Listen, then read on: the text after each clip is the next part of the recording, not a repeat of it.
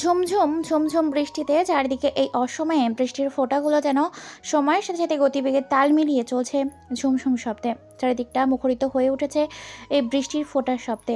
আষাঢ় শ্রাবণের বর্ষাকালে বাঁধ ভেঙে যেন এই অসময়ের বৃষ্টিটা যেন আকাশের বিদ্যুৎ চমকানোর সাথে তাল মিলিয়ে এক ধারে চলে গেছে নিজের আপন গতিতে। যেন বৃষ্টির গতি কমছে না, বরং বাড়ছে।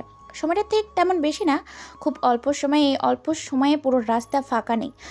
কোনো মানুষজন, রাস্তাঘাটে দোকান সবকিছু বন্ধ করে দেওয়া হচ্ছে। এমনকি কোলাহল পরিপূর্ণ একটা এলাকা যার নাম বাজার, সেই জনবহুল কোলাহল বাজারটাও যেন নিস্তব্ধতায় পরিপূর্ণ বিরাজ করছে। বাজারে যেন কোনো মানুষের ছিটে ফোটা পর্যন্ত নেই। তার থেকেও বড় কথা, আশেপাশে থাকা পশু পাখিগুলো, তাদেরকেও দেখা যাচ্ছে না। হাট বাজার, রাস্তাঘাট, দোকানপাট সব বন্ধ করে দেওয়া হয়েছে। একধারে বৃষ্টি পড়ে চলেছে। এত পরিমাণ বৃষ্টি পড়ছে যে বৃষ্টির শব্দে চারদিকটা মুখরিত হয়ে উঠেছে। থই থই করে রাস্তা থেকে শুরু করেছে ঘরের চাল পর্যন্ত মুখরিত হয়ে উঠেছে। বাইরে থেকে কোনো কিছু শোনা যাচ্ছে না, শুধু আকাশের বিকট আওয়াজ আর বৃষ্টির ফোঁটার শব্দে চারিদিকে যেন ভয়ঙ্কর রূপ ধারণ করেছে। সময়টা বেশি না, মাত্র রাত 10টা। তাতেই পুরো পরিবেশটা নিস্তব্ধ, ঠান্ডা। এই শীতল আবহাওয়ার সাথে বয়ে যাচ্ছে হালকা মৃদু বাতাস, যে বাতাসটা যেন শরীরের লোমগুলোকে খাড়া করে দিয়েছে নিজ প্রবাহ বহমানে সমুদ্র দিয়ে বারবার সমুদ্র ঢেউয়ের সাথে বাড়ি খায়। এই বৃষ্টির দিনে কেউ কেউ ঘুমের দেশে বাড়ি জমিয়েছে, কেননা যখন বৃষ্টি আসে তখন কিন্তু মানুষের ক্লান্তিযুক্ত শরীরটা এলিয়ে দেয় বিছানার ওপর। পুরো রাস্তা নির্জন, নিস্তব্ধ, অন্ধকার, কোনো কিছুই দেখা যায় না। মাঝে মধ্যে আকাশের বিজলি চিলকাতে ভয়ঙ্কর এক রূপ ধারণ করেছে এই প্রকৃতির বৈচিত্র্যময় মায়াজাল। পুরো পরিবেশ নিস্তব্ধ, নেই কোনো মানুষের ছিটে ফোঁটা পর্যন্ত নেই। এই প্রচণ্ড বৃষ্টিতে পরপর বেশ কয়েকটা গাড়ি একধারে নিজের গতিতে চলছে রাস্তার ওপর দিয়ে ফুল স্পিডে। এই বৃষ্টিকে উপেক্ষা করে নিজের গন্তব্যে এগিয়ে যাচ্ছে গাড়িগুলো। পানির শব্দে, বৃষ্টির শব্দে, এই গাড়ির শব্দে পরিবেশটা যেন থই থই ভয়ঙ্কর রূপ ধারণ করেছে। গাড়িগুলো পরপর ওভারটেক করে চলে আসে একটি সুন্দর অপরূপ বাংলো বাড়ির সামনে। বাড়িটির সামনে এসে গাড়িটা ব্রেক করে পরপর 5টা গাড়ি। হঠাৎ করে বাড়ির ভেতর থেকে বেশ কয়েকজন মানুষ কালো পোশাকে রেইনকোট পরে বেরিয়ে আসে। তারপর মেন ডোর খুলে এই গাড়িগুলো থেকে বাড়িটির ভেতর প্রবেশ করে। গাড়িগুলোর ভেতর থেকে আরও বেশ কয়েকজন রেইনকোট পরে মানুষ বের হয়ে আসে। মানুষগুলোকে চেনা যায় না, পুরো কালো কাপড়ে আবৃত। লোকটার মুখ দেখা যায় না, কেননা কালো মাস্ক দিয়ে পুরো মুখটা তার আবরণ করে নেওয়া হয়েছে। গাড়িগুলোর ভেতর থেকে বের হয়ে আসা ছেলেগুলোর মধ্যে থেকে একটি ছেলে লাল রঙের একটি লাক্সারি গাড়ির জানালা খুলে দেয়। সাথে সাথে গাড়ির ভেতর থেকে একজন সুদর্শন শুট হাম দেখি ব্যক্তি পা বের করে আসে। পায়ে হাঁটু থেকে পায়ের তালু পর্যন্ত কালো রঙের কেটস দিয়ে আবরণ করা। এরপর গাড়ির ভেতর থেকে একটা হাত বের করে আসে। উজ্জ্বল ফর্সা সাদা রঙের টি শার্ট, তার উপর কালো রঙের কোট এবং উপরে কালো রঙের রেইনকোট। হাতে দেখা যাচ্ছে একটা চকচকে সোনার ঘড়ি। হঠাৎ করে চোখের পলকে বেরিয়ে আসে গাড়ির ভেতর থেকে এক অজানা ব্যক্তি। ব্যক্তিটির উচ্চতা 6 ফুট 5 ইঞ্চি, বেশ স্বাস্থ্যবান। গাড়ি থেকে নামার আগেই সুদর্শন একটা ব্যক্তি গাড়ির পাশে দাঁড়িয়ে থাকা ছাতা ধরে মানুষটির মাথায় বৃষ্টির ফোঁটা রক্ষা করছে। মানুষটা গাড়ি থেকে নামার সাথে সাথে তাকে ছাতার ভেতর আবরণ করে নেয়। অন্যদিকে মানুষের ছাতার ভেতর নিজেকে আবদ্ধ করে নেওয়ার সাথে সাথে পকেট থেকে একটা কালো রঙের ব্র্যান্ডেড সিগারেট বের করে গাছ লাইটার জ্বালিয়ে মনের সুখে কয়েকটা টান দেয়। তারপর ধোঁয়াগুলো উড়িয়ে দেয় এই নিস্তব্ধ কালো রাতের মায়াবী পরিবেশটাতে। এই শুনশান কোলাহলযুক্ত নীরবতা পিন পিন বিরাজ করছে। প্রায় সেই জায়গায় মুহূর্তের মধ্যে 40 থেকে 50 জন ছেলে এক এক করে স্পাইপার এবং AK-47 নিয়ে দাঁড়িয়ে আছে সেই জায়গায়। ছেলেগুলো কোনো কথা না বলে সবাই স্পাইপার নিয়ে কালো মুখোশ পরে থাকা গাড়ির ভেতর থেকে বের হয়ে সাথে সাথে নিস্তব্ধ পরিবেশটাকে নিকোটিনের ধোঁয়াগুলো উড়িয়ে দিয়ে বিষাক্তময়ী এই পরিবেশে একটা দীর্ঘশ্বাস ফেলে উচ্চস্বরে হেসে ওঠে সেই অজানা ভয়ঙ্কর কালো কাপড়ে আবরণ থাকা মুখোশধারী সেই আগন্তুক। আর ভাইয়া তো এক হিংস্র কণ্ঠস্বর বলে ওঠে, জানিস বিপ্লব, এই জগতে এমন একটা জগৎ এখানে বাপের অভাব থাকে। কথাটা বলে আবার উচ্চস্বরে হেসে ওঠে সেই মায়াবী অজানা অপ্রকাশিত আগন্তুক রূপে ভয়ঙ্কর মুখোশধারী সেই কালো রেইনকোট পরা মানুষটার হঠাৎ এরকম কথাতে কেমন যেন ভয়ের এক আবরণ অনুভব করতে পারে পাশে দাঁড়িয়ে থাকা ছেলেগুলোর লিডার বিপ্লব। আজ পর্যন্ত যতবার তার সামনে থাকা রহস্যময় মানুষটার সাথে রহস্যময় হাসি দিয়েছে, ততবারই ভয়ঙ্কর কিছু ঘটেছে, যা একটা ভয়ঙ্কর যন্ত্রদায়ক মৃত্যুর অনুসন্ধান বিপ্লব নামের ছেলেটা বারবার রহস্যময় গোলকধাঁধার ভেতরে হারিয়ে যায়। আজকে প্রায় 17 বছর হচ্ছে এই রহস্য মানব মানুষটার সাথে কাঁধে কাঁধ মিলিয়ে কাজ করে চলেছে, কিন্তু আজও এই রহস্যময় মানুষটার রহস্যের কথা, রহস্যময় হাসির মানে খুঁজে বের করতে পারে না বিপ্লব নামের ছেলেটা বলে ওঠে, ভাই, আমি আপনার এরকম রহস্যময় কথা বুঝতে পারি না। হারিয়ে যায় আপনার কথার মাঝে। বিপ্লব ছেলেটার এই কথা বলাতে আবারও কেমন যেন একটা হাসি দিয়ে ওঠে আগন্তুক। তারপর হাতে থাকা ব্র্যান্ডেড কালো সিগারেটটা বৃষ্টির পানিতে ফেলে দিয়ে হালকা পা দিয়ে পিষে মুখে থাকা ধোঁয়াগুলো উড়িয়ে দেয়। মৃদু হেসে বলে ওঠে, এই রাতের অন্ধকার জগতের এটা একটা এমন এক অন্ধকার জগৎ যেখানে মানুষ নিমিষেই হারিয়ে যায়। এখানে থাকতে চাইলে মরতে হয়, আর বিশ্বাসঘাতকতা করলে পাতাল থেকে খুঁজে বের করে হলেও তাকে তার জবাব দেওয়া হয়। বিপ্লব নামের ছেলেটা বুঝে গেছে তার সামনে দাঁড়িয়ে থাকা নিলয় নামের ছেলেটা কি বলতে চায়। হ্যাঁ, তার সামনে দাঁড়িয়ে থাকা মানুষটা আর কেউ নয়, স্বয়ং নিলয়। নিলয় নিলয় এমন একটা মানুষ যার নামটা একটা দুধের শিশু শুনলেও ভয়ে টুকরে কেঁদে ওঠে। শিশুরা যখন মায়ের কাছে বায়না করে তখন মায়েরা এই নিলয়ের কথা শুনে তেমন শিশুদের ঘুম পাড়িয়ে দেয়। এতটাই এই ভয়ঙ্কর নিলয়, যার সামনে পেছনে কোনো অপশান নেই, হয় দাড়ি নয়তো ফুল স্টপ। নিলয় খুবই ভয়ঙ্কর একটা মানুষ, যার নাম শুনে শুধু আন্ডারওয়ার্ল্ড নয়, আন্ডারওয়ার্ল্ডের বাইরে থাকা রাজনৈতিক দেশি বিদেশি বিশ্বব্যাপী ব্যক্তিগুলোও গদি কেঁপে ওঠে। যার বর্তমান প্রায় কয়েক হাজার কোটি টাকার ডলার রয়েছে, প্রাইভেট জ্যাট, হেলিকপ্টার রয়েছে, কয়েকশো গাড়ি বাড়ি, হাজার হাজার লোক সংখ্যা। যে রাতের আধারে বের হয় হিংস্র হায়নার এক রূপে, মানুষের রক্ত শুষে খাবার রক্তের নেশায়, দিন দুপুরে প্রকাশে শরীর থেকে মাথা আলাদা করে দেওয়ার ক্ষমতা রাখে।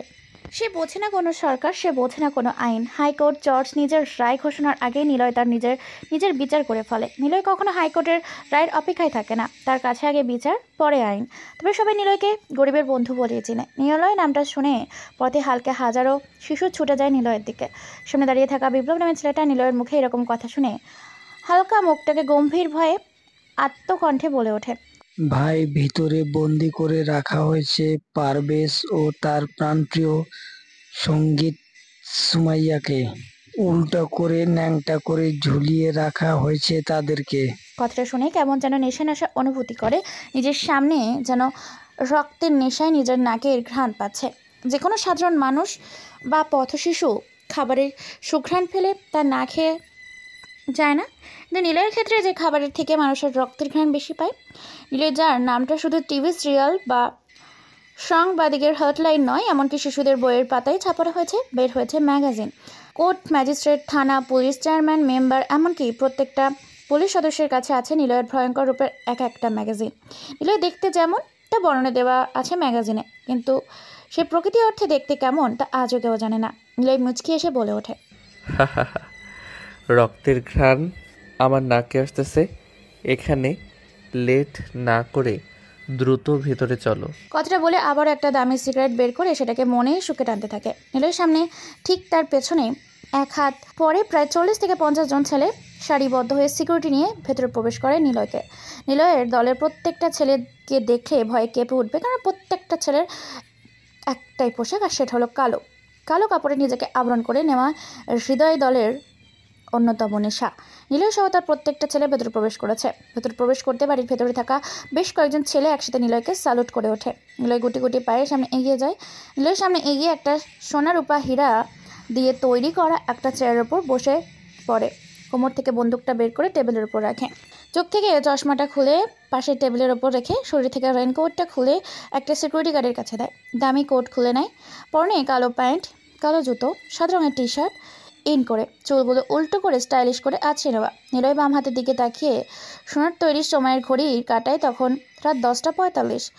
এটা দেখে নিলয় মুচকি এসে বলে ওঠে, এই বিপ্লব, অনেক সময় হয়েছে, আমার হাতে সময় কম, কাজ বেশি, দ্রুত করো। ভাই, ওপরে সবকিছু রেডি করা আছে। আপনি ঠিক যেমনটা বলেছিলেন, ওখানে 2 ধরনের বক্স ব্যবহার করা হয়েছে। আপনার সমস্ত সামগ্রী সেখানে কাট করা হয়েছে। তাদেরকে ন্যাংটা করে দুজনকে ঝুলিয়ে রাখা হয়েছে। শুধু আপনি গেলে তাদের 3rd ডিগ্রি দেওয়া শুরু হবে। আমরা অনেক অত্যাচার করেছি, কিন্তু অবাক করা বিষয় হচ্ছে তারা কোনো কিছুই বলেনি, বরং আমাদের গালি দিয়ে আমাদের অনেক অপমান করছে। তাই শেষ পর্যন্ত হাল ছেড়ে দিয়ে আপনার আশায় তাদেরকে উল্টো করে বেঁধে রেখেছি। বিপ্লব নামে ছেলেটার মুখে এরকম কথা শুনে হাতে থাকা সিগারেটটা সাদা ধপধপে ফুলের ওপর ফেলে দিয়ে পা দিয়ে পিষে সাদা রঙের ফ্লোরটা কালো রঙে আবরণ করে। চোখগুলো লাল রক্তবর্ণ ধারণ করেছে।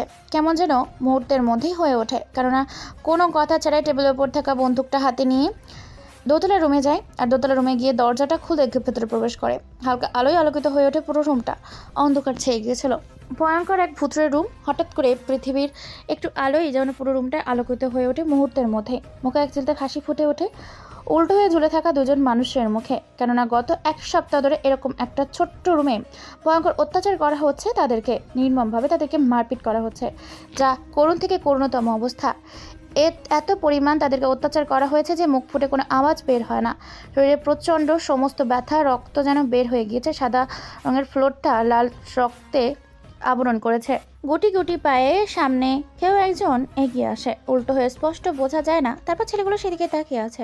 হঠাৎ করে রুমের আলো জ্বলে ওঠে, সাথে সাথে উল্টো হয়ে ঝুলে থাকা ব্যক্তিগুলো চোখ মুখ বন্ধ করে নেয়, কেন অন্ধকার রুমে থাকতে থাকতে হঠাৎ করে আলো এসে চোখে পড়ায় বিষ্ণুরা ব্যথা অনুভব করে। পিটপিট করে বন্দি দুজন ব্যক্তি চোখ খুলছে। চোখ খুলতেই সামনে তাকিয়ে দেখতে পায় স্বয়ং মৃত্যু দাঁড়িয়ে আছে।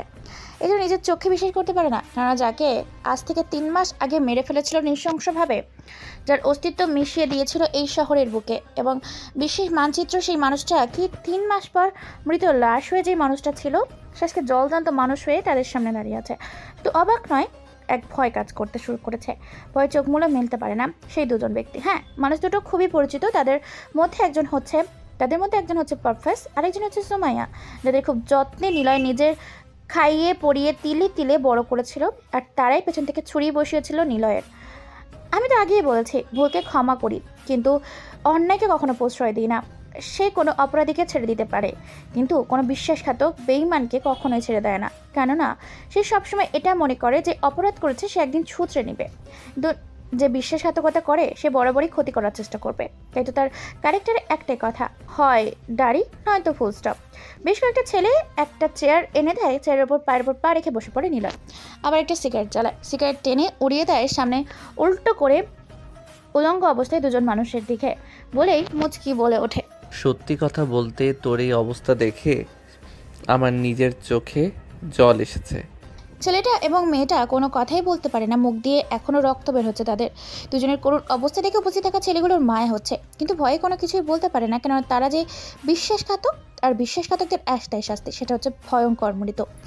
নিলয় আবার ধোঁয়াগুলো উড়িয়ে টেনে নেয়, আবার বিপ্লবের উদ্দেশ্যে বলে ওঠে, বিপ্লব, এদের অর্ধেক মৃতদেহটা নিচে নামিয়ে দেই, যাতে মাথাটা ফ্লোরের সাথে লেগে থাকে। বিপ্লব কথাটা শোনার সাথে সাথে একটা ছেলেকে ইশারা দেওয়ার ছেলেটা ভয়ে সুমাইয়া আর পারফেজের রক্তাক্ত শরীর থেকে নিচে নামাতে থাকে। টান টান শক্ত রশ্মি দিয়ে উল্টো করে মাথাটা সাদা ফ্লোরের সাথে লাগিয়ে বেঁধে রেখেছে, কেননা কোনো কথা ছাড়াই পারফেজ নামে ছেলেটার হাত দুটো নিজের পা দিয়ে চেপে ধরে। সাথে সাথে যেন হাতের তালু সহ আঙুলের চামড়াগুলো নড়তে থাকে, কেননা তার পায়ের জুতোগুলো এক এক গেজের মাধ্যমে তৈরি করা, সেগুলো সে নিজের মাইন্ড দিয়ে কন্ট্রোল করতে থাকে। সে নিজেই মস্তিষ্ক দিয়ে নিজের মাইন্ডের সাথে ভাবনা চেতনায় ডুব দেয়। সে মনে মনে ভাবে ওঠে, তার জুতোর নিচ থেকে যেন ঘন ঘন ধারালো পেরেক বের হয়ে ধারালো পেরেক বের হয়ে গেঁথে যায় পারফেজের হাতের তালুতে, আঙুলে। পারফেজ চিৎকার করে বলে ওঠে, নিলয় ভাই, আমাকে ছেড়ে দাও। আমি তোমার অত্যাচার আর সহ্য করতে পারছি না। আমার শরীর আর তোমার অত্যাচার নিতে পারে না। ছেলের এরকম করুণ গলার কথা শুনে উপস্থিত থাকা সবার কলিজা কেঁপে ওঠে, কারণ সবাই ছেলেটার হাতের দিকে তাকিয়ে দেখতে পায় হাত পুরো ক্ষত বিক্ষত হয়ে গেছে। সবাই ভালো করে লক্ষ্য করে দেখতে পায় হাতের চামড়াগুলো পুরো তুলে ফেলেছে, পুরো হাতের মাংসগুলো দেখা যাচ্ছে, রোগ উপশিরা সব দেখা যায়, এমনকি রক্তগুলো গড়িয়ে গড়িয়ে পড়তে শুরু করেছে, রক্তশূন্য হয়ে পড়তে শুরু করেছে ছেলেটার শরীরটা। উপস্থিত থাকা বাকি ছেলেগুলো ভালো করে খেয়াল করে দেখতে পায় এক রকমের গ্যাজেট এখনও জলজল করছে, পেরেকগুলো বের করে আছে জুতোর বাইরে। ছেলেগুলো নিলয়ের পায়ের দিকে তাকিয়ে ভয়ে কয়েকটা ঠকিলে নিলয় সাধারণ কণ্ঠেই বলে ওঠে, আমার দলে তোদের কি এমন কমতি ছিল যার জন্য তোরা এই নিলয়ের সাথে বিশ্বাসঘাতকতা করলি? আসলে নিলয় ভাই, আমরা তোমার সাথে এমনটা করতে চাইনি। টাকার লোভে বসে আবির ভাইয়ের সাথে হাত মিলিয়ে তোমার সাথে বিশ্বাসঘাতকতা করতে বাধ্য হয়েছি। তোরা জানিস না নিলয় সব কিছু ছেড়ে দিতে পারে, কিন্তু বিশ্বাসঘাতককে কখনো ছেড়ে দেয় না। ভাই, সে আমাদের 2 কোটি টাকা দিয়েছিল, যার জন্য আমরা তোমার সাথে বিশ্বাসঘাতকতা করতে বাধ্য হয়েছি। ভাই, আমাদের ভুল হয়ে গেছে, আমাদের সমস্ত কিছু তোমার, তবুও তুমি আমাদেরকে ছেড়ে দাও। ছেলেগুলো কান্না করতে থাকে, কিন্তু ছেলেগুলোর শরীর থেকে কোনো প্রকার রক্ত বা চোখ থেকে কোনো পানি বের হয় না, কেননা গত 7 দিন ধরে তাদের এত পরিমাণ অত্যাচার করা হয়েছে যে পুরো রক্ত শূন্য, পানি শূন্য হয়ে পড়েছে। পুরো দেহটা শুধু তাদের জীবনটাই বেঁচে আছে।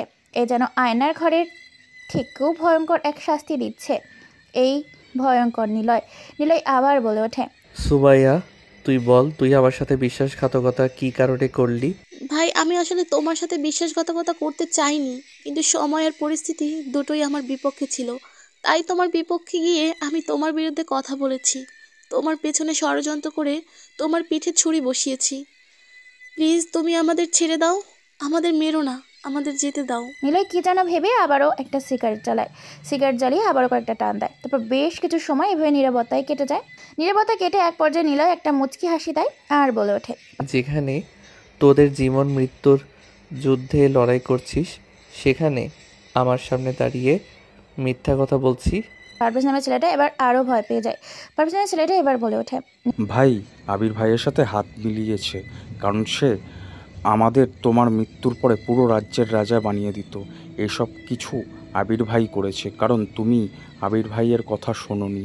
তার দল থেকে তুমি বেরিয়ে যেতে চেয়েছো, আর তুমি একবার দল থেকে বের হয়ে গেলে আর এই ক্ষমতা শেষ হয়ে যেত, তাকে কেউ ভয় পেত না।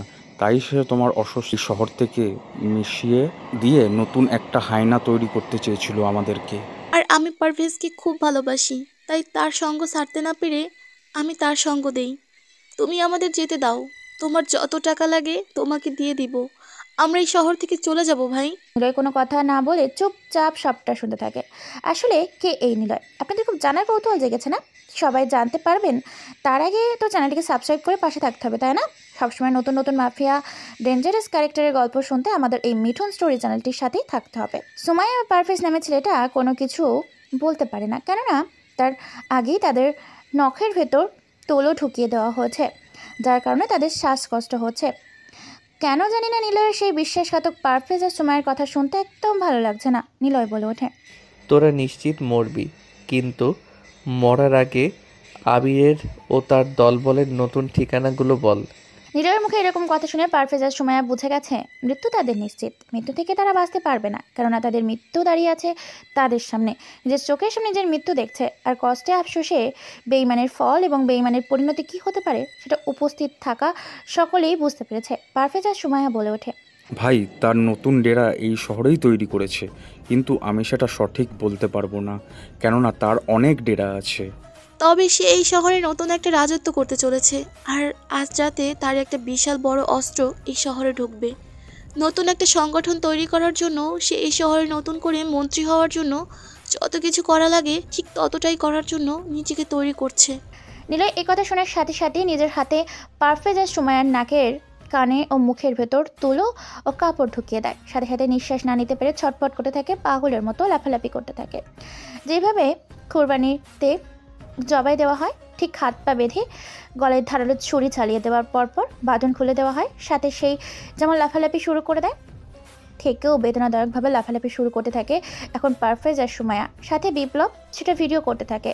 তাদের দুজনে এরকম আর্তনাদ মৃত্যু দেখে ছেলেপুলেগুলো কয়েক পা পিছিয়ে যায়, কেননা এই নিলয়ের সাথে থাকতে থাকতে তাদের কলিজা ভয় বলতে জিনিসটা উড়িয়ে গেছে। তবু আচমকা এমন কোনো জিনিস যেগুলোতে কলিজা কেঁপে উঠবে।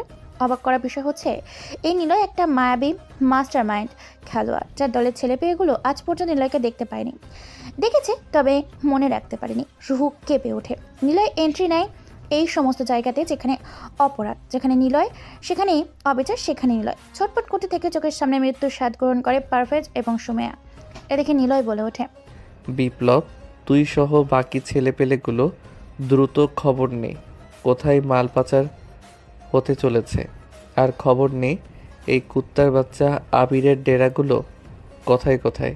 ভাই, কাজ হয়ে যাবে আপনি বলার আগেই আমি সমস্ত ছেলেপেলেকে কাজে লাগিয়ে দিয়েছি, আর লাস্ট দুটোকে ওভারব্রিজের ওপরে ফেলে আসবো, তাই তো?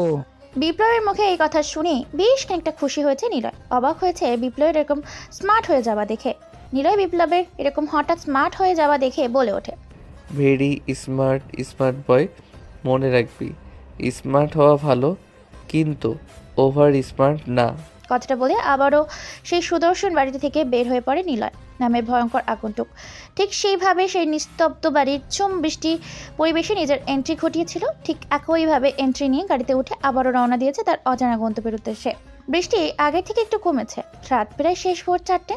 কিছুক্ষণ পর চারদিকে ফজরের আজান দিবে। এদিকে বিপ্লব সহ বাকি ছেলেপুলেগুলো গোল চত্বরের রাস্তায় ঝুলিয়ে রেখেছে লাশ দুটোকে। ধীরে ধীরে চারিদিকে আলো ফুটতে শুরু করেছে। বৃষ্টি পড়ার কারণে আরও হালকা দমকা হাওয়ার থাকার কারণে পরিবেশটা বেশ খানিকটা শীতল হয়ে আছে, বলতে গেলে হালকা হালকা ঠান্ডা করছে। শীতল এই পরিবেশে কেউ কেউ হাঁটতে বের হয়েছে, আবার কেউ কেউ নিজ নিজ গন্তব্যে যাচ্ছে। দেখতে দেখতে সকাল 6টা বাজতে শুরু করেছে। ধীরে ধীরে গোল চত্বরের মাথায় একটা দুইটা করে মানুষের ভিড় জড়তে শুরু করেছে, কারণ চোখের সামনে স্পষ্ট ভয়ঙ্কর দুটো লাশকে নির্মমভাবে উলঙ্গ অবস্থায় উল্টো করে ঝুলিয়ে রেখেছে, যা সবার হৃদয়ে একটা ভয়ের প্রতিচ্ছবি ফুটিয়ে তুলেছে। খবর পেয়ে গেছে অলরেডি থানার এসআই, ওসি সহ সকলে গাড়ি নিয়ে ঘটনাস্থলে চলে আসে। মুহূর্তের মধ্যে পুরো জায়গাটা কয়েকশো মানুষে পরিণত হয়ে যায়। মানুষের ভিড় সামলাতে সেখানে চলে আসে বাংলাদেশের সেনাবাহিনী সহ বেশ কিছু আর্মি অফিসার, সাথে সাথে সাংবাদিক, মিডিয়া, আরও অনেকে। সবাই ভিডিও করছে, খবর প্রচার করছে। এদিকে ছাত্রছাত্রীগুলো নিজেদের গন্তব্যে যাওয়া শুরু করেছে। সাংবাদিক মাইক্রোফোন হাতে নিয়ে ক্যামেরার সামনে দিয়ে বলতে শুরু করে, গত এক সপ্তাহ ধরে শুধু শহরে নয়, দেশের অবস্থা পাল্টে গেছে। শুধু বাংলাদেশের মানচিত্র নয়, বরং বিশ্বের মানচিত্র পাল্টে গেছে। শুধু বাংলাদেশে খুন হচ্ছে এটা না, পার্শ্ববর্তী যেসব এলাকা আছে সেগুলোতেও খুনের সংখ্যা বেড়েছে, নিখোঁজ হওয়ার সংখ্যা। তবে কে করছে, কেন করছে, এখনও পাওয়া যায়নি তার সঠিক প্রমাণসহ তবে তথ্য। এটুকু বুঝতে পারা গেছে সে ফিরে এসেছে। তার মানে শহরের ঝড়, তুফান, সাইক্লোন সব একসাথে শুরু হতে চলেছে। হ্যাঁ, সে আর কেউ না, বারবার প্রত্যেকটা মার্ডারের কেসের পাশে পাওয়া যাচ্ছে এক একটা চাঞ্চল্যকর প্রমাণ এবং আতঙ্কের এক ভয়ঙ্কর নাম নিলয়। ঠিকই শুনেছেন, নিলয়। নিলয় ফিরে এসেছে। শোনা যাচ্ছে চারদিক দিয়ে নিলয় 3 মাস পর কিভাবে ফিরে এসেছে বুঝতেই পারছে না বাংলাদেশের high commission, police officer, department, এমনকি বড় বড় কয়েকটা দেশের আইন বাহিনী ও তথ্য খুঁজে বের করতে পারে না। চারিদিকে ছড়িয়ে ছিটিয়ে দেওয়া হয়েছে প্রায় কয়েক হাজার গোয়েন্দা অফিসারকে। তারপরও নিলয়ের কোনো অনুসন্ধান বের করতে পারে না। তবে কি নিলয় ফিরে এসেছে? একটা কথা না বললেই নয়। হৃদয় ফিরে আসাতে হাজারো গরিব, দুঃখী ও পথের শিশুদের মধ্যে আনন্দের এক উল্লাস তৈরি হয়েছে, যেন তারা চাঁদ হাতে পেয়েছে।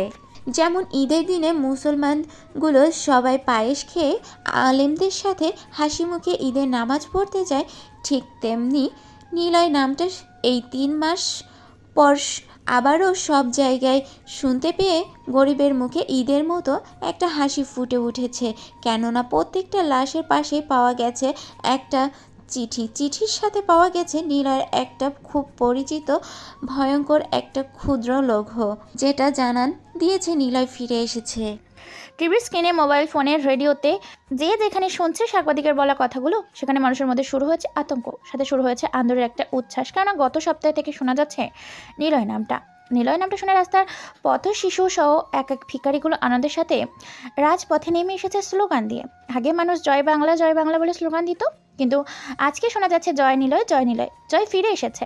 রাস্তার এপারে ওপারে সব জায়গা থেকে রাস্তায় থাকা গাড়িগুলো এক এক মাসে সারিবদ্ধ হয়ে পুরো রাস্তা ফাঁকা করে দিয়েছে, কারণ নিলয় ফিরে আসার সাথে সাথে রাজপথে এক এক আনন্দের উচ্ছ্বাস বের হয়েছে। পুলিশও ভয়ে ঠেকাতে যেতে পারে না, এমনকি সেনাবাহিনীও না। তাদের তাহলে বুঝতেই পারছেন নিলয় কতটা ক্ষমতাশালী এবং প্রভাবশালী। যেখানে সরকার নির্দেশ দিয়েছে সেই সব মানুষকে আটকানোর জন্য, কিন্তু সেই আইন শৃঙ্খলা বাহিনী সাধারণ মানুষের গায়ে হাত দেওয়ার সাহস পায় না। কেননা যে হাত একটা মানুষের গায়ে পড়বে, শরীর থেকে সেই হাত আলাদা করে ফেলবে নিলয়। নিলয় সত্যি ফিরে এসেছে কিনা এটা তদন্ত করার জন্য একটা বোর্ড মিটিং ডাকা হয়েছে। সাংবাদিকের বলা কথাগুলো একজন ব্যক্তি বেশ মনোযোগ দিয়ে টিভি স্ক্রিনে দেখছে আর কান খাড়া করে দিয়ে শুনছে। সামনে রাখা আছে চায়ের কাপ, পায়ের উপর পা রেখে কথাগুলো বেশ মনোযোগ দিয়ে যতবার নিলয় নামটা শুনছে ততবার কলিজা কেঁপে উঠছে। চা খেতে খেতে বারবার কেসে উঠছে নিলয় নামটা শুনে। নিলয় মানেই আতঙ্ক, নিলয় মানেই ভয়ঙ্কর, নিলয় মানেই ভর্ত, নিলয় মানেই ভয়ঙ্কর। নিলয় নামটা শোনার সাথে সাথে মানুষটা এক মুহূর্ত দেরি না করে টেবিলের ওপর থেকে ফোনটা নিয়ে কল করে কোনো এক অজানা নাম্বারে। ওপাশ থেকে ফোনটা রিসিভ করতেই ব্যক্তিটা বলে ওঠে, জি স্যার, বলুন। হঠাৎ করে এতদিন পর কিভাবে আমাকে স্মরণ করলেন? আপনার স্মরণপন্ন কি করে আপনাকে সহযোগিতা করতে পারি? ফোনের পাশে থাকা ব্যক্তিটার মুখে এরকম কথা শুনে ওপাশে থাকা ব্যক্তিটা রাগান্বিত কণ্ঠে বলে ওঠে, আরে চুপ বেটা, তোরা আমাকে বলেছিলি যে নিলয় আর বেঁচে নেই, তাহলে আবার নিলয় কি করে ফিরে আসতে পারে 3 মাস পর? স্যার, আমিও সেটা বুঝতে পারতেছি না। এদিকে খুঁজে পাওয়া যাচ্ছে না গত 1 সপ্তাহ ধরে পারভেজ আর সুমাইয়াকে। আমার মনে হয় যদি সত্যিই নিলয় ফিরে এসেছে তাহলে তারা পৃথিবীর মায়া ত্যাগ করেছে। তোরা ভালো করে জানা সত্ত্বেও এই ভুলটা হয় কি করে? তোরা জানিস না নিলয় এই শহরে আসা মানে আমাদের মৃত্যুর টিকিট কাটা হয়ে গেছে? ভাই, আমার মনে হচ্ছে যে সত্যিই নিলয় ফিরে এসেছে, কেননা নিলয়ের সাথে আমি গত কয়েক বছর ধরে কাজ করেছি। সে যখন নিজের হাতে মার্ডার করে তখন তার সিলমোর একমাত্র সে লাশের গায়ে লাগাতে পারে, তাছাড়া কেউ নয়। নিলয়কে আমি খুব কাছ থেকে দেখেছি, আমার মনে হয় সে মরেনি, বরং বেঁচে আছে, আর প্রতিশোধ নেওয়ার জন্য সে আবার ফিরে এসেছে। ফোনের পাশে থাকা ব্যক্তিটার মুখে এরকম কথা শুনে ফোনের পাশে থাকা আবির নামের ব্যক্তিটা নিজের বুকের ভেতরে খানিকটা চিনচিন ব্যথা অনুভব করে। কেমন যেন নিলয় নামটা শোনার সাথে সাথে রক্ত চলাচল, হার্টবিট দ্রুত করতে শুরু করেছে। কেমন যেন নিঃশ্বাস নিতে কষ্ট হতে শুরু করেছে। কেমন যেন অস্থির অস্থির লাগতে শুরু করেছে। পুরো রুমে এসি চলছে, তারপরে ভয় ও আতঙ্কে সরাসরি ঘাম ছড়তে শুরু করেছে। আবির নামের ব্যক্তিটা নিজের শান্ত করে অনেক কষ্টেই বলে ওঠে, যত তাড়াতাড়ি সম্ভব হয় নিলয়কে শেষ করে দে, না পারলে অন্তত তার অস্তিত্বটা বের কর। আসলে সে নিলয় নাকি নিলয়ের গেটআপ নিয়ে কেউ নিলয়কে কপি করছে আমাদেরকে ভয় দেখানোর জন্য। সামনে আমার মন্ত্রীপদের ইলেকশন, খুব কষ্টে এমপি হয়েছি, এবার যেন মন্ত্রী হতে কোনো বাধা না থাকে। কোনো চিন্তা করবেন না ভাই, কাজ হয়ে যাবে। সময় থাকতে সময়ের মূল্য দিতে আমরা জানি। কোনো কথা না বলে ফোনের পাশে থাকা ব্যক্তিটা ফোন কেটে দেয়। পরিবেশটা বেশ শান্ত হতে শুরু করেছে। লাশ দুটোকে নিয়ে যাওয়া হয়েছে সাংবাদিক। আবারও সেই স্থানে দাঁড়িয়ে নিজের দুই ঠোঁট নাড়িয়ে মধুর মিষ্টি কোয়েল পাখির মতো সুর নিয়ে নাচিয়ে নাচিয়ে গলা ফাটিয়ে বলে ওঠে, সত্যি কথা বলতে গত এই 1 সপ্তাহে যতগুলো মার্ডার হয়েছে তা থেকেও ভয়াবহ নির্মমভাবে এই 2টা মার্ডার করা হয়েছে। পুলিশ তদন্ত করছে, জানতে পেরেছে এই 2টা মানুষ ছিল নীরবের খুব কাছের। ছেলেটার নাম ছিল পারভেজ, মেয়েটার নাম ছিল সুমাইয়া, যারা একটা সময় নামের সেই অজানা অস্তিত্বহীন মানুষটার সাথে বেইমানি করেছিল। আর আজকে তাদের ডেড বডি পাওয়া গেছে। গত সপ্তাহে এই 2টা মানুষ নিখোঁজ হয়ে গিয়েছিল। নিলয় যেহেতু এমপি সাহেবের সাথে কাজ করত, সেক্ষেত্রে নিলয়ের মৃত্যুর পরে আবির সাহেব পুরোপুরি ভেঙে পড়ে, আর নিলয়ের কাজের দায়িত্ব এই পারভেজ আর সুমাইয়াকে দিয়েছিল। তবে কি এর মধ্যে করার রহস্য লুকিয়ে আছে? অনুসন্ধানে আমাদের এই রিপোর্টে আরও থাকছেন অনেকে। সাংবাদিকের প্রত্যেকটা ভয়ঙ্কর কথাগুলো ছড়িয়ে পড়ে প্রত্যেকটা টেলিভিশনের প্রত্যেকটা থানা সেনাবাহিনীর কর্মকর্তাদের। ভালো করে জানিয়ে দেওয়া হয়েছে, যেদিকে চোখ কান খোলা রাখতে বলে হয়েছে। নিলয়কে ধরতে নয়, বরং নিলয়ের অপরাধগুলো আটকাতে। কারণ তারা ভালো করে জানে এই নিলয়কে কখনো তারা 4 দেওয়ালে আটকে রাখতে পারবে না। কিন্তু তারা চাইলে নিলয়কে বুঝিয়ে নিলয়ের অপরাধ আটকাতে পারে। থমকে আছে পরিবেশ, কিন্তু রাস্তার পথ শিশুদের মধ্যে বেশ আনন্দ উল্লাসের এক অশ্রু ভাটা হতে শুরু করেছে। নিলয় হারিয়ে যাওয়ার 3 মাসে পথ শিশুগুলো নিরুদ্দেশ হতে শুরু করেছিল, কিন্তু আবারও দেখা যাচ্ছে রাস্তার পাশে শিশুদের ঠিক আগের মতো ভালোভাবে কোনো এক দল গাড়িতে করে এসে কয়েক টন খাবার বিলিয়ে যাচ্ছে 3 টাইম রাস্তার পথ শিশুদের। অধিকারীদের মধ্যে পুলিশ, সেনাবাহিনী, গোয়েন্দা বিভাগের কর্মকর্তা কেউ তাদেরকে ফলো বা ট্যাগ করে পরে, কেননা তারা এইভাবেই হারিয়ে যায়, যা তাদেরকে খুঁজে বের করতে তাদের কাছ থেকে কোনো কিছু তথ্য নেবে এমন সুযোগ থাকে না। বারবার ব্যর্থ হয়ে যাচ্ছে নিজেদের কাজে। অন্যদিকে ঘটনাটা ঘটার পর সকাল 10টা বাজে। চারদিকে প্রচণ্ড রোদ, তার সাথে হালকা মৃদু বাতাসের সাথে রাস্তার এদিক ওদিক ছোটাছুটি করছে যানবাহনগুলো। রাস্তার মাঝখান দিয়ে সাই সাই করে শব্দ দিয়ে নিজেদের গন্তব্যে ছোটাছুটি করছে। পাওয়ার বিহীন চশমা, মুখে খোঁচা খোঁচা চাপ দাঁড়িয়ে চুলগুলো উল্টো করে তেল দিয়ে আশ্রয় নেওয়া মধ্যবিত্ত পরিবারের ছেলে মেয়েগুলো যে ধরনের পোশাক পরে ঠিক সেই রকম একটা টি শার্ট, পায়ে রানার কোম্পানির একজোড়া স্যান্ডেল, কালো প্যান্ট হালকা করে ইন করে নেওয়া, কাঁধে ব্যাগ হাতে পুরোনো দিনের একটা ঘড়ি। ভার্সিটির গেটের সামনে রিক্সা থেকে একটা ছেলে নামে। হেরি ভার্সিটির দিকে তাকিয়ে পুরো নামটা ভালো করে পড়ে মুচকে একটা হাসি দিয়ে চশমাটা ঠিক করে সামনের পকেটে হাত ঝুঁকিয়ে একটা চকচকে 10 টাকার নোট বের করে রিক্সাওয়ালার দিকে। রিক্সাওয়ালা খুশি মনে আর কোনো কথা না বলে আবার নিজের গন্তব্যদেশে তার জোরটি বহন করতে শুরু করে যায়। এদিকে ছেলেটা মুচকি এসে ভার্সিটির ভেতর গুটি গুটি পায়ে প্রবেশ করতে শুরু করেছে। বাসির ভিতরে প্রবেশ করতেই এদিক ওদিক একবার তাকিয়ে পুরো ভার্সিটিটা ভালো করে পর্যবেক্ষণ করে নেয় অনেক ছাত্রছাত্রী। ভার্সিটিটা দেখতে অনেক সুন্দর। এক পাশে ক্যাম্পাস, অন্য পাশে রেস্টুরেন্ট, অন্য পাশে গাড়ির গ্যারেজ, খেলাধুলা, এমনকি পকেটের মধ্যে অনেক কিছু তৈরি করা হয়েছে। বড় বড় উঁচু কয়েকতলা ভবন। সব থেকে হৃদয় মন জুড়িয়ে যায় ছেলেটি এক পা দুপা করে ভেতরে প্রবেশ করতে শুরু করেছে। ঠিক এমন সময় সে খেয়াল করে বেশ কিছু ছেলে মিলে একটা মেয়েকে র্যাগিং দিচ্ছে। সে কোনো কিছু না ভেবে সে ছেলেগুলোর দিকে যেতে শুরু করেছে। কয়েক কদম সামনে ফেলতে ছেলেগুলোর কাছে পৌঁছে যায়। ছেলেগুলো মেয়েটাকে র্যাগিং দিচ্ছে। হঠাৎ করে তাদের চোখ যায় সামনে দাঁড়িয়ে থাকা নতুন ছেলেটির দিকে। ছেলেগুলোর মধ্যে থেকে ছেলেগুলোর লিডার হৃদয় বলে ওঠে, এই যে সুপারস্টার নায়ক, কোথা থেকে এলি? তোকে দেখে তো মনে হচ্ছে ভার্সিটিতে নতুন। তাই ভার্সিটিতে চাঁদা তুলতে এসেছিস নাকি পড়তে এসেছিস? তোকে দেখে তো আমি দুটোর মধ্যে কোনোটাই বুঝতে পারতেছি না। ছেলেগুলোর লিডার হৃদয়ের মুখে এরকম কথা শুনে উপস্থিত থাকা বাকি 4-5 জন ছেলে উল্টো হয়ে ছেলেটার দিকে তাকায়। মেয়েটার বোরকা পরে এসেছে। কালো কাপড় নয়, কালো কাপড়ে পুরো শরীরটা আবরণ করে নেওয়া। শরীরটার কোনো অংশই দেখা যায় না। একমাত্র এই একটা কলেজ জুড়ে একাই বোরকা পরে এসেছে। কেউ কোনো কথা বলে না। ছেলেগুলো মেয়েটাকে র্যাগিং দেয়। নিলে ছেলেগুলোর লিডার হৃদয়ের মুখে এমন কথা শুনে হালকা করে 32 পাটের সাদা ধপধপে দাঁতগুলো বের করে মুচকি একটা হাসি দিয়ে বলে ওঠে, জি ভাই, আমি আবির হাসান নিলয় ওরফে আকাশ মাহমুদ। সবাই আমাকে পারভেজ হোসেন বলে চিনে। সামনে দাঁড়িয়ে থাকা ছেলেটার মুখে এরকম কথা শুনে তো সবাই অবাক নয়। উপস্থিত থাকা মেয়েটা সহ সকলের টাসকে খেয়ে গেছে। কারণ ছেলেটা তো শুধু নাম নয়, নামের 14 গোষ্ঠী উদ্ধার করে দিয়েছে। এটা শুনে ছেলেগুলোর লিডার হৃদয় বলে ওঠে, আরে ভাই, তুই এটা তোর নাম বললি নাকি টেলিভিশনের হেডলাইন শোনালি? না ভাই, এটা আমার নাম। এই ভার্সিটিতে কি জন্য এসেছিস? জি ভাই, এই ভার্সিটিতে আমি পড়তে এসেছি। কোন ডিপার্টমেন্টে পড়তে এসেছিস? অনার্স 2য় বর্ষের বিজ্ঞান বিভাগে। তাই নাকি? তাহলে তো তুই আমাদের ডিপার্টমেন্টে। আচ্ছা যা, তোদের দুজনকেই ছেড়ে দিলাম, কেননা তোদের দুজনকে আমার খুব ভালো লেগেছে। তোরা খুব সরল ও সাদা, মেবি ফ্যান হবি। কিন্তু ভাই, আমার তো কিছু নেই যে আমি বন্ধুত্ব করব। তোদের কোনো কিছু থাকা লাগবে না, তোরা জাস্ট শুধু আমাদের বন্ধু হয়ে থাকবি। আচ্ছা ভাইয়া, ঠিক আছে। শালা কানের নিচে এক কষে মারবো থাপ্পড়। বন্ধুকে কেউ ভাই বলে? তুই বলবি তুই। আচ্ছা ভাইয়া। আবার ভাইয়া? আস্তে আস্তে ঠিক হয়ে যাবে। তোরা এখন দুজন ক্লাসে যা। আর হ্যাঁ, এই ভার্সিটিতে কোনো সমস্যা হলে তোরা আমাকে জানাবি।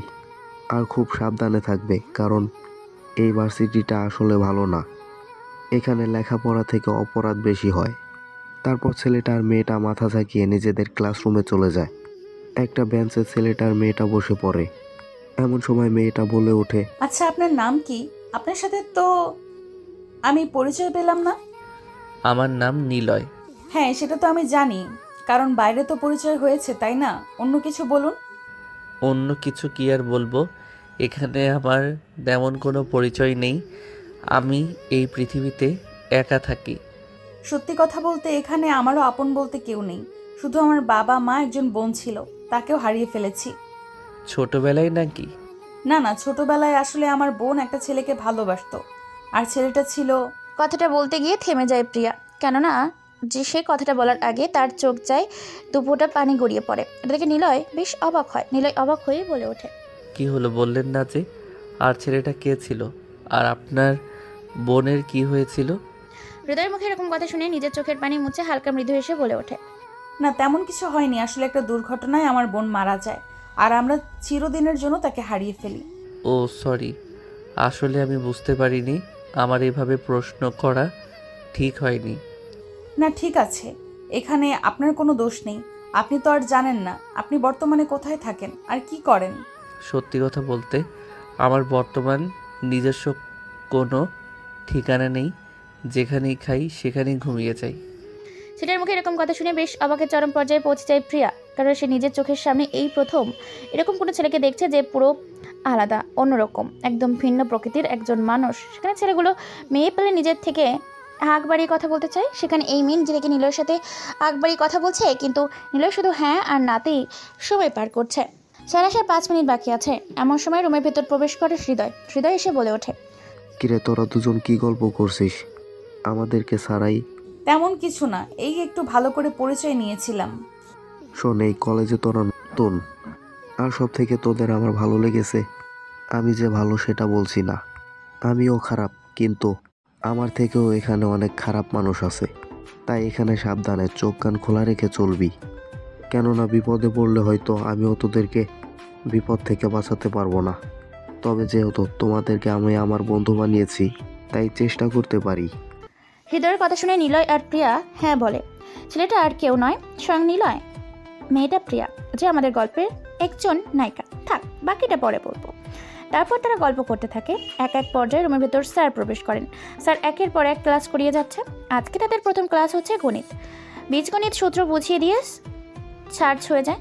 এখানে এক এক করে সমস্ত ক্লাস শেষ করে ক্যাম্পাসে বের হয় 3 জন মিলে, সাথে তাদের বাকি সব বন্ধুগুলোও আছে। তারপর নিলয় আর প্রিয়া হৃদয়কে বিদায় দিয়ে একটা রিকশায় করে দুজন দুদিকে রওনা দেয়। তারপর নিজের গন্তব্যে এসে এক পর্যায়ে তাদের গন্তব্যে এসে নামে। নিলয় একাই তার গন্তব্যে যেতে থাকে।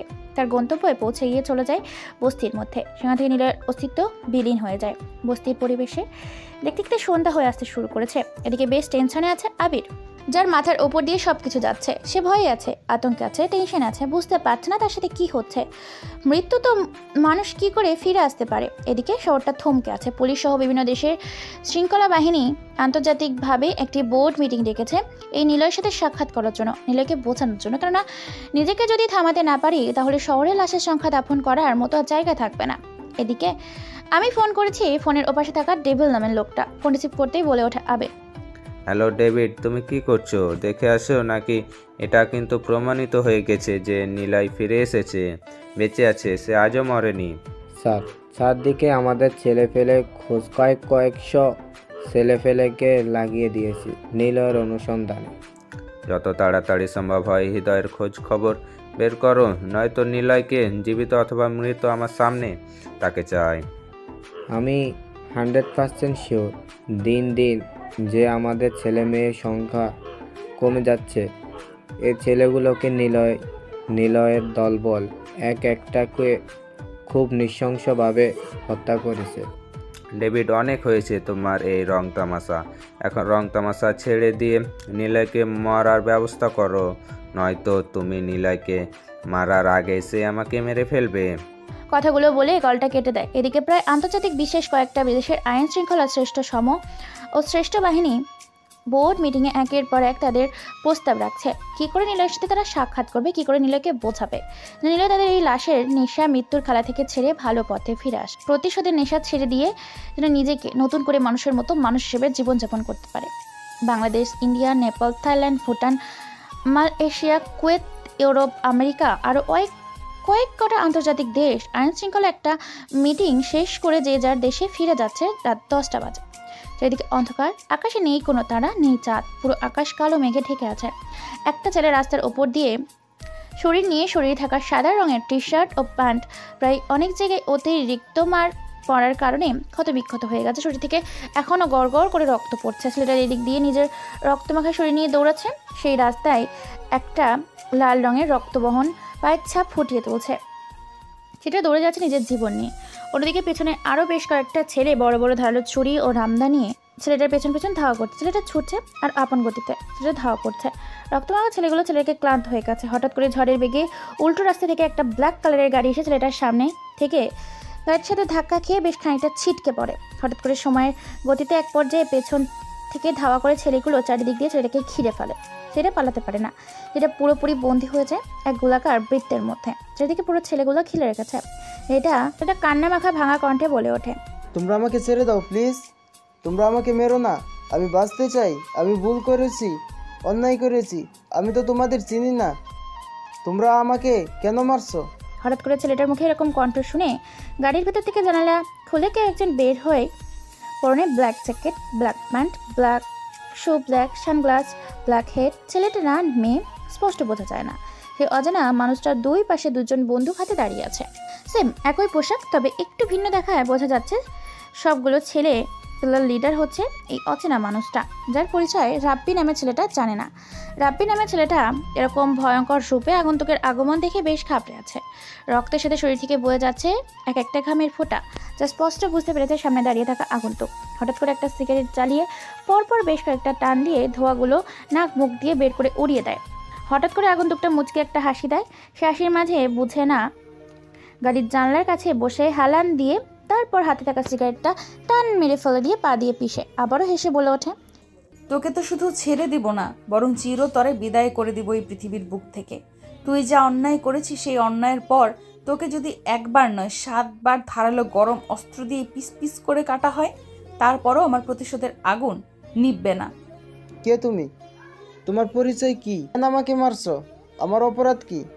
তোর অপরাধ একটা, তুই ভুল সময়ে ভুল জায়গায় ভুল কথা শুনে ভুল মানুষের পাল্লায় পড়ে দুজন মানুষকে হত্যা করেছিস, যার শাস্তি স্বরূপ এখন তোকে মৃত্যু দেওয়া হবে। খুব ভয়ঙ্কর মৃত্যু, যে মৃত্যুর কথা শুনে মানুষের অন্তরাত্মা কেঁপে ওঠে। মেয়েটার মুখে এরকম কথা শুনে অবাকের চরম পর্যায়ে পৌঁছে যায় রাব্বি নামের ছেলেটা।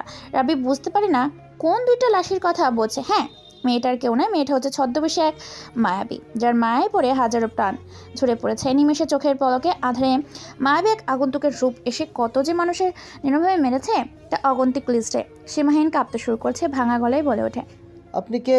আপনার পরিচয় কি? আমি তো আপনাকে চিনতে পারলাম না। আর আমি আপনার কোন প্রিয় 2 মানুষ হত্যা করেছিস, যার জন্য আপনার এতজন মিলে আমাকে নির্মমভাবে হত্যা করার জন্য প্রোগ্রাম করে আমাকে চারদিক দিয়ে ঘিরে রেখেছেন। রাব্বি নামের ছেলেটার মুখে এরকম কথা শুনে উপস্থিত থাকা ছেলেগুলো অজানা সেই মহিলার আগন্তুক হেসে ওঠে। হ্যাঁ, এই মেয়েটা কেউ নয়, এই মেয়েটা হচ্ছে আমাদের খুব পরিচিত প্রিয়া।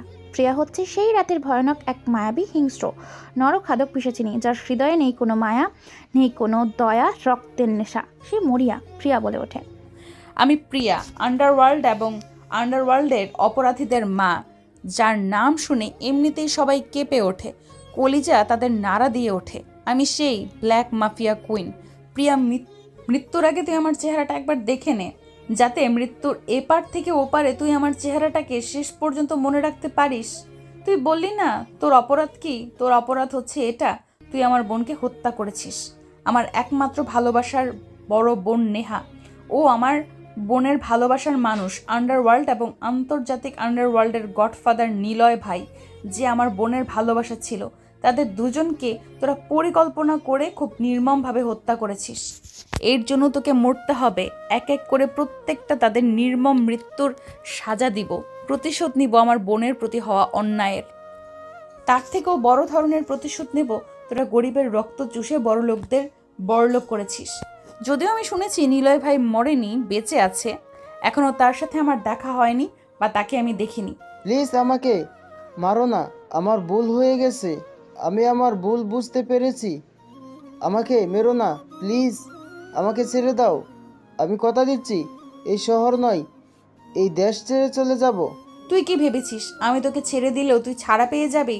হারে কুত্তার বাচ্চা, আমি তোকে ছেড়ে দিলেও নিলয় ভাই তোকে ছাড়বে না, কেটে টুকরো টুকরো করে ফেলবে তোকে, কেননা তুই তার কলিজাকে তার নিজের চোখের সামনে হত্যা করেছিস। কথাটা শুনে ছেলেটার গলা শুকিয়ে যায়। হঠাৎ করে পেছন থেকে কে যেন ছেলেটার গলায় একটা ধারালো তার পেঁচিয়ে ধরে, তার হাত দুটো পা দুটো পেছন থেকে বেঁধে ফেলে। ছেলেটা নড়াচড়া করতে পারে না। এরপর মুখে একটা কাপড়, নাকে তুলা, কানে তুলো দিয়ে দেয়, হাত পায়ের সাথে একটা লোহার শিকড় বেঁধে দেয়, সাথে একটা বড় একটা টনের ওজন সমান লোহা সমুদ্রের পানিতে ফেলে দেয়। তারপর ছেলেটাকে ভালো করে তার সাথে পেঁচিয়ে একটা চিঠি আকাশে উড়িয়ে দেয়। ছেলেটাকে ব্রিজের ওপর থেকে ফেলে দেয়, সাথে লোহার ওজন থাকার কারণে পানির অতলে চলে যায় রাব্বি নামের ছেলে। পানির নিচে নিজেকে বাঁচানোর জন্য ছটফট করে থাকে, কিন্তু নিজেকে নড়াচড়া করতে পারে না, নিঃশ্বাস নিতে পারে না, কথাও বলতে পারে না। বেদনাদায়কভাবে মৃত্যু যন্ত্রণা উপভোগ করতে থাকে। সমুদ্রের পোকামাকড়রা কামড় নিয়ে খেতে থাকে। ব্যথা যন্ত্রণা নিয়ে ছটফট করতে করতে ছেলেটা সেই অতল সমুদ্রের গহীনে নিজের জীবনটাকে পরপরে ব্লিন করে দেয়। আকাশে রাতের অন্ধকারে উজ্জ্বল রঙিন হয়ে স্পষ্ট লেখাগুলো ফুটে উঠেছে। প্রতিশোধের নেশায় ফিরে এসেছিল আর এক ব্ল্যাক মাফিয়া কুইন।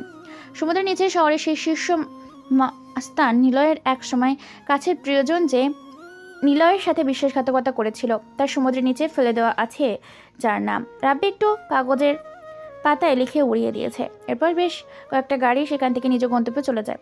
রাত এইভাবেই কেটে যায়। এদিকে টেনশনে আছে চারদিকে গোয়েন্দা অফিসার, আরও অনেক পুলিশ অফিসার বাড়িয়ে দিয়েছে। সেনাবাহিনী অল টাইম টহল দিচ্ছে। চারিদিকে সকাল হতে শুরু করেছে। রাতের আধার কেটে জ্যোৎস্নার আলোয় আলোকিত হতে চলে করেছে। সূর্যের কড়া রোদে চারদিকটা ফটাফট হতে শুরু করেছে। মানুষজন ছুটে চলেছে যানবাহন নিয়ে নিজেদের গন্তব্যে। শহরের এক সাইড অন্য পাশে হাজারো মানুষ ভিড়। অদ্ভুত একটা তথ্য পেয়েছে। সমুদ্রের নিচে প্রায় কয়েকটা ডুবুরি নিয়ে এক এক সমুদ্রের গহিনী তলিয়ে যাচ্ছে। সেখানে সেনাবাহিনী, পুলিশ সহ আরও কিছু বাহিনী এসে জনকে নিয়ন্ত্রণ করছে। মানুষ কেউ ছবি তুলছে, কেউ ভিডিও করছে। হ্যাঁ, সেই লেখাটি সাংবাদিক বলে ওঠে।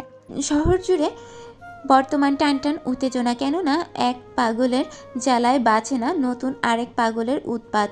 নিলয় নামের এই ভয়াবহ মাফিয়া, যার নাম শুনে ছোট ছোট শিশুদের পর্যন্ত কলিজা কেঁপে যায়, সেখানে নতুন আরেক ব্ল্যাক মাফিয়া আগমন, যার নাম ব্ল্যাক কুইন মাফিয়া। যে কোনো এক ব্যক্তিকে পানির নিচে সমুদ্রের অতলে ফেলে দিয়ে চিঠিতে লিখে গেছে, সমুদ্রের নিচে শহরের শীর্ষের মাস্তান নিলয়ের এক সময়ের কাছের প্রিয়জন, যে নিলয়ের সাথে বিশ্বাসঘাতকতা করেছিল, তাকে সমুদ্রের নিচে ফেলে দেওয়া আছে, যার নাম রাব্বি। তবে কি প্রতিশোধ নেওয়ার জন্য ফিরে এসেছে আবারও এক নতুন মাফিয়া কিং সম্পর্কে ব্ল্যাক কোনো মাফিয়া, এমনকি দ্য গ্রেট মাস্তান নিলয়ের? দুজনেই অনাকাঙ্ক্ষিত নাকি পরিকল্পনা? বিস্তারিত জানতে আমাদের পর্দায় চোখ রাখুন। কথা বলছিল সাংবাদিক। সাংবাদিকের কথাগুলো শুনে টিভি স্ক্রিনে নিজের চোখে সব দৃশ্য দেখে আতঙ্কে পুরো শহর অবাক হয়ে গেছে। নিলয় ছাড়াও বেশ কয়েকজন, অনেকেই শহরে থাকা প্রভাবশালী আবির হোসেন শুরু করেছে বারবার মৃত্যুর সময় প্রহর গুনতে থেকে। নিজ ঘরে বসে নিলয় ভাবতে থাকে, কে ব্ল্যাক কুইন মাফিয়া, যে প্রতিশোধ নেওয়ার জন্য নিলয়ের সাথে যার বিশ্বাসঘাত করেছিল তাদেরকেই খুঁজে খুঁজে হত্যা করছে। চলুন তাহলে আপনাদের অনাকাঙ্ক্ষিত অতীত থেকে ঘুরিয়ে আনি। কে এই নিলয়? কেনই বা সে প্রতিশোধ নিচ্ছে? কে এই প্রিয়া? আর আবির কে? গল্পের মধ্যে থাকা রহস্যটা কি? সেই পুরো দিনটা ছিল শনিবার সকাল 10টা বাজবে। সময়টা এবং দিনটার সাথে পরিবেশটা ছিল মনোমুগ্ধকর। কলেজের সামনে আড্ডা দিচ্ছিল বেশ কয়েকজন ছেলে মেয়ে। ভার্সিটিতে প্রবেশ করেছিল এক সুন্দরী রমণী মেয়ে। হঠাৎ করে ছেলেগুলোর মধ্যে থেকে একটা ছেলে একটা মেয়েকে টেনে ধরে মেয়েটার কোনো কিছু জিজ্ঞেস না করেই ছেলেটার গালে একটা থাপ্পড় মারে। ছেলেটা এটা হজম করতে পারেনি। মেয়েটার হাতে থাপ্পড় খাওয়ার কারণে নিজের রাগকে কন্ট্রোল করতে না পেরে হুঙ্কার ছেড়ে বলে ওঠে, এই সুন্দরী, তোর সাহস হয় কি করে? তুই আমার গায়ে থাপ্পড় মারিস? তোর 2 হাত ভেঙে হাঁটু এবং পায়ের সাথে মিশিয়ে দেব। তুই চিনিস আমি কে? ছেলেটার মুখে এরকম কথা শুনে মেয়েটা এক মায়াবী মন কেড়ে নেওয়া হাসি দেয়। মেয়েটা তার 2 ঠোঁট নাড়িয়ে বলতে চাবে, তার আগেই রাখি মেয়েটা যেমন দেখতে তেমন সুন্দর। তার কণ্ঠের সুর মেয়েটা বলে ওঠে, তো তাই নাকি? তোর পরিচয় কি আমরা কেউ জানি না? তোর পরিচয়টা দিয়ে দে। আমি তো জানি তুই এই ভার্সিটির একটা জোকার। তোকে জোকার বলে সবাই চিনে, কিন্তু জোকার ছাড়াও ভার্সিটিতে নাম আছে, সেটা তো আমরা জানতাম না।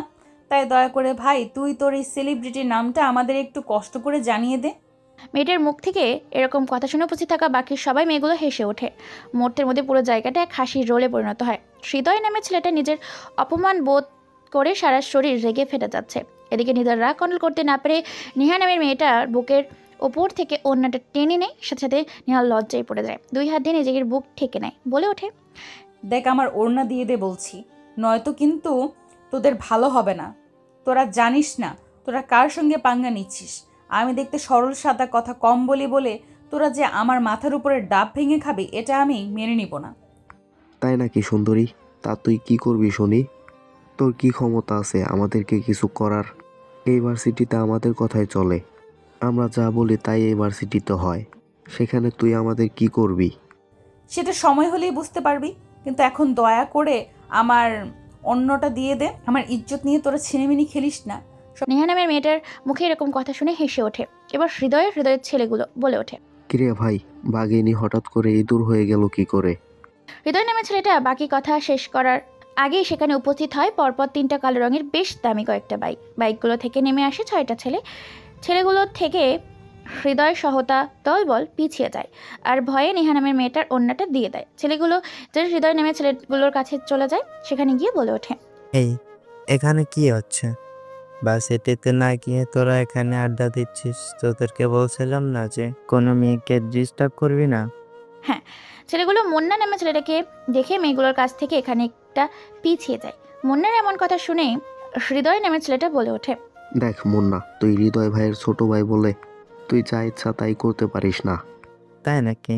তো তুই কি করবি?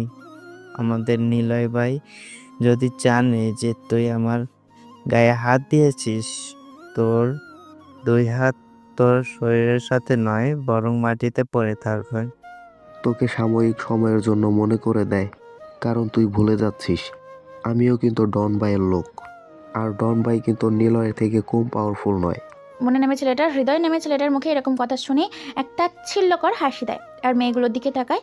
এমন সময় নিহা নামের মেয়েটার বান্ধবী বলে ওঠে, ভাই দেখো, এই ছেলেটা বারবার আমাদের ডিস্টার্ব করছে, ভার্সিটিতে মেয়েগুলোকে উত্ত্যক্ত করছে, আর আমার এই নেহা বান্ধবীর ওড়নাটা নিয়ে নিয়েছিল। মুন্না এবার মেয়েটার দিকে তাকায়, দেখে মেয়েটা প্রায় কেঁদে ফেলেছে। মুন্না এটা দেখে বলে ওঠে, হৃদয়, তোর জন্য আমার সত্যি আফসোস হচ্ছে, কেননা তুই আর এই পৃথিবীতে বেঁচে থাকবি না, কোনো সময় মরবি ঠিক নাই, কেননা তুই তো নিলয় ভাইয়ের কলিজায় হাত দিয়েছিস। মুন্নার মুখে হৃদয় সহ ছেলেগুলো এরকম কথা শুনে ভয়ে তাদের গলা শুকিয়ে গেছে, হার্টবিটটা দ্রুত চলাচল শুরু করেছে। হৃদয় নামে ছেলেটা আমতা আমতা করে বলে ওঠে, নিলয় ভাইয়ের কলিজা মানে কি বলছিস ভাই, তুই বুঝিয়ে বল। বেটা, তোর মরার জন্য পাংখা গজিয়েছিল, তুই নেয়া ভাবির গায়ে হাত দিয়েছিস। আরে নিলয় ভাই এর হবু স্ত্রী হচ্ছে আমাদের এই নেয়া ভাবি। নিলয় ভাই যাকে খুব ভালোবাসেন। ছেলেগুলোর এরকম কথা শুনে তো দৌড় দিয়ে নিয়ার পায়ে পড়ে যায় আর হাওমাও করে কান্না করে মাপ চাইতে থাকে। নেহা সহ সবাই অবাক হয়ে যায়। মন নামে ছেলেটা আস্তে করে নেহার বান্ধবী মরিয়মের কানে কানে ফিস ফিস করে ঘটনাটা বলে। মরিয়ম গিয়ে নিহার কানে কানে বলে ওঠে, শোন, নিলয় ভাই হচ্ছে এই শহরের নয় পুরো আন্তর্জাতিক বিশ্বের গডফাদার। নাম শুনলে সবার প্যান্ট নষ্ট হয়ে যায়। তোকে আজ থেকে কেউ ডিস্টার্ব করবে না, যদি কেউ করে তুই নিলয় ভাইয়ের নাম বলবি, সবাই তোকে স্লাম করবে। এখন শুধু তুই বল যে নিলয় ভাইয়ের বউ হচ্ছিস তুই। নেহা না বুঝে না শুনে এমনিতেই বলে ওঠে, ভাই কান খুলে মনোযোগ দিয়ে আমার কথাগুলোকে শোন। আমি হচ্ছি নিলয়ের বউ। জানিস তো নিলয়কে? যে কম কথা বলে মারে বেশি, বোঝায় কম, বুলেট খরচ করে বেশি। তুই আমাদের সাথে বেয়াদবি করেছিস, এই নিলয়ের বউয়ের সাথে বেয়াদবি করেছিস। নিলয়ের হাত থেকে বাঁচতে হলে তোকে আজ থেকে আমাদের জন্য কাজ করতে হবে। আমরা যখন ভার্সিটিতে প্রবেশ করব, তুই আমাদের জন্য খাওয়া দাওয়া থেকে আমাদের দেখভাল সব কিছু করবি। এটাই তোর শাস্তি। হ্যাঁ আপু, আমি রাজি আছি, তবু নিলয় ভাইকে বলবেন না। নিলয় ভাই জানলে আমাকে মেরে ফেলবে। নিলয় ভাইয়ের হাতে নির্মমভাবে মরার থেকে আপনার কর্মচারী হয়ে ভার্সিটিতে থাকা অনেক ভালো। তারপর নেহা চোখের ইশারা দেওয়ার সাথে সাথে হৃদয় ও তার দলবল সেখান থেকে চলে যায়। কিছুক্ষণ পর মরিয়ম নামের মেয়েটা বলে ওঠে, থ্যাংক ইউ ভাইয়া, আপনি সময় মতো এসে আমাদেরকে এই হৃদয়ের হাত থেকে বাঁচিয়ে দিলেন, নয়তো হৃদয় প্রতিদিন আমাদের জ্বালাতন করতো। আজ থেকে কেউ তোমাদেরকে ডিস্টার্ব করবে না, নিলয় ভাইয়ের নাম বলবে, সবাই ভয়ে তোমাদেরকে সালাম দেবে। আচ্ছা ভাইয়া, কে এই নিলয়? আমি নিলয়ের নাম শুনেছি, তাকে তো দেখিনি। তার ছবি থাকলে দেখান। তার নাম শুনলে সবাই ভয় পেয়ে যায়, বুঝলাম না। দেখো আপু, নিলয় ভাইকে আজ পর্যন্ত কেউ দেখেনি, আর তোমার দেখা লাগবে না। বিপদে পড়লে শুধু নিলয় ভাইয়ের নাম বলবা, দেখবা সব বিপদ সলভ হয়ে গেছে। তারপর মুন্না সেখান থেকে চলে যায়। নেহা মরিয়ম তারাও নিজেদের ক্লাসে চলে যায়। বলতে তারা তিনজন সহপাঠী একই ডিপার্টমেন্টে লেখাপড়া করে। সময়টা তাদের এইভাবেই কেটে যাচ্ছে। ভার্সিটি শেষ করে যে যার মতো চলে যায়। সন্ধ্যায় নেহা একাই বের হয়েছে তার কিছু নিজস্ব জিনিসপত্র কেনাকাটি করার জন্য। বেশ অনেক শপিং করেছে। শপিং মল থেকে বেরিয়ে গাড়িতে করে যখনই নিজের গন্তব্যে যাওয়ার জন্য গাড়িতে চড়বে, ঠিক তখনই বেশ কয়েকটা ছেলে বন্দুক হাতে তার দিকে তাকিয়ে আছে। হ্যাঁ, এটা দেখে নেহা খানিকটা ভয় পেয়ে যায়। ছেলেগুলো বলে ওঠে, এই তোর কাছে যা যা আছে সব বের করে দে, নয়তো একটা বন্দুক থেকেও একটা বুলেট বের হবে আর সব কিছু শান্ত হয়ে যাবে। জীবন বাঁচাতে চাইলে তোর কাছে থাকা সমস্ত মাল আমাদের হাতে তুলে দে। নেহা কী করবে বুঝতে পারে না। চোখ বন্ধ করে ফেলেছে, কী করবে বুঝতে পারছে না। বেশ অনেকক্ষণ ভাবতে থাকে। ছেলেগুলো তাকে হুমকি দিতে থাকে। এক পর্যায়ে মরিয়ম ও মুন্নার কথা মনে পড়ে। মুন্না বলেছিল যে কোনো বিপদ পড়লে যেন নিলয়ের নাম বলে, কেননা নিলয়ের নাম বললে সব শান্ত হয়ে যাবে। নাম বলার জন্য সে নিজেকে প্রস্তুত করে বিসমিল্লা বলে নিলয়ের নামটা বলেই ফেলে। নিলয়ের নামটা বলার প্রায় 3 সেকেন্ড হয়ে গেছে, চোখ বন্ধ করে আছে। পরিবেশটা ঠান্ডা, কোনো কথাবার্তা নেই। নেহা মিট করে চোখ খুলে সামনে তাকিয়ে দেখতে পায় কেউ নেই, পুরো জায়গাটা ফাঁকা। এটা দেখে সে বেশ অবাক হয়েছে। মুচকি এসে সেখানে যখনই পা বাড়াবে তখনই এসে আটকা পড়ে যায়, কারণ ছেলেগুলো নেহার পা জড়িয়ে মাটিতে শুয়ে আছে।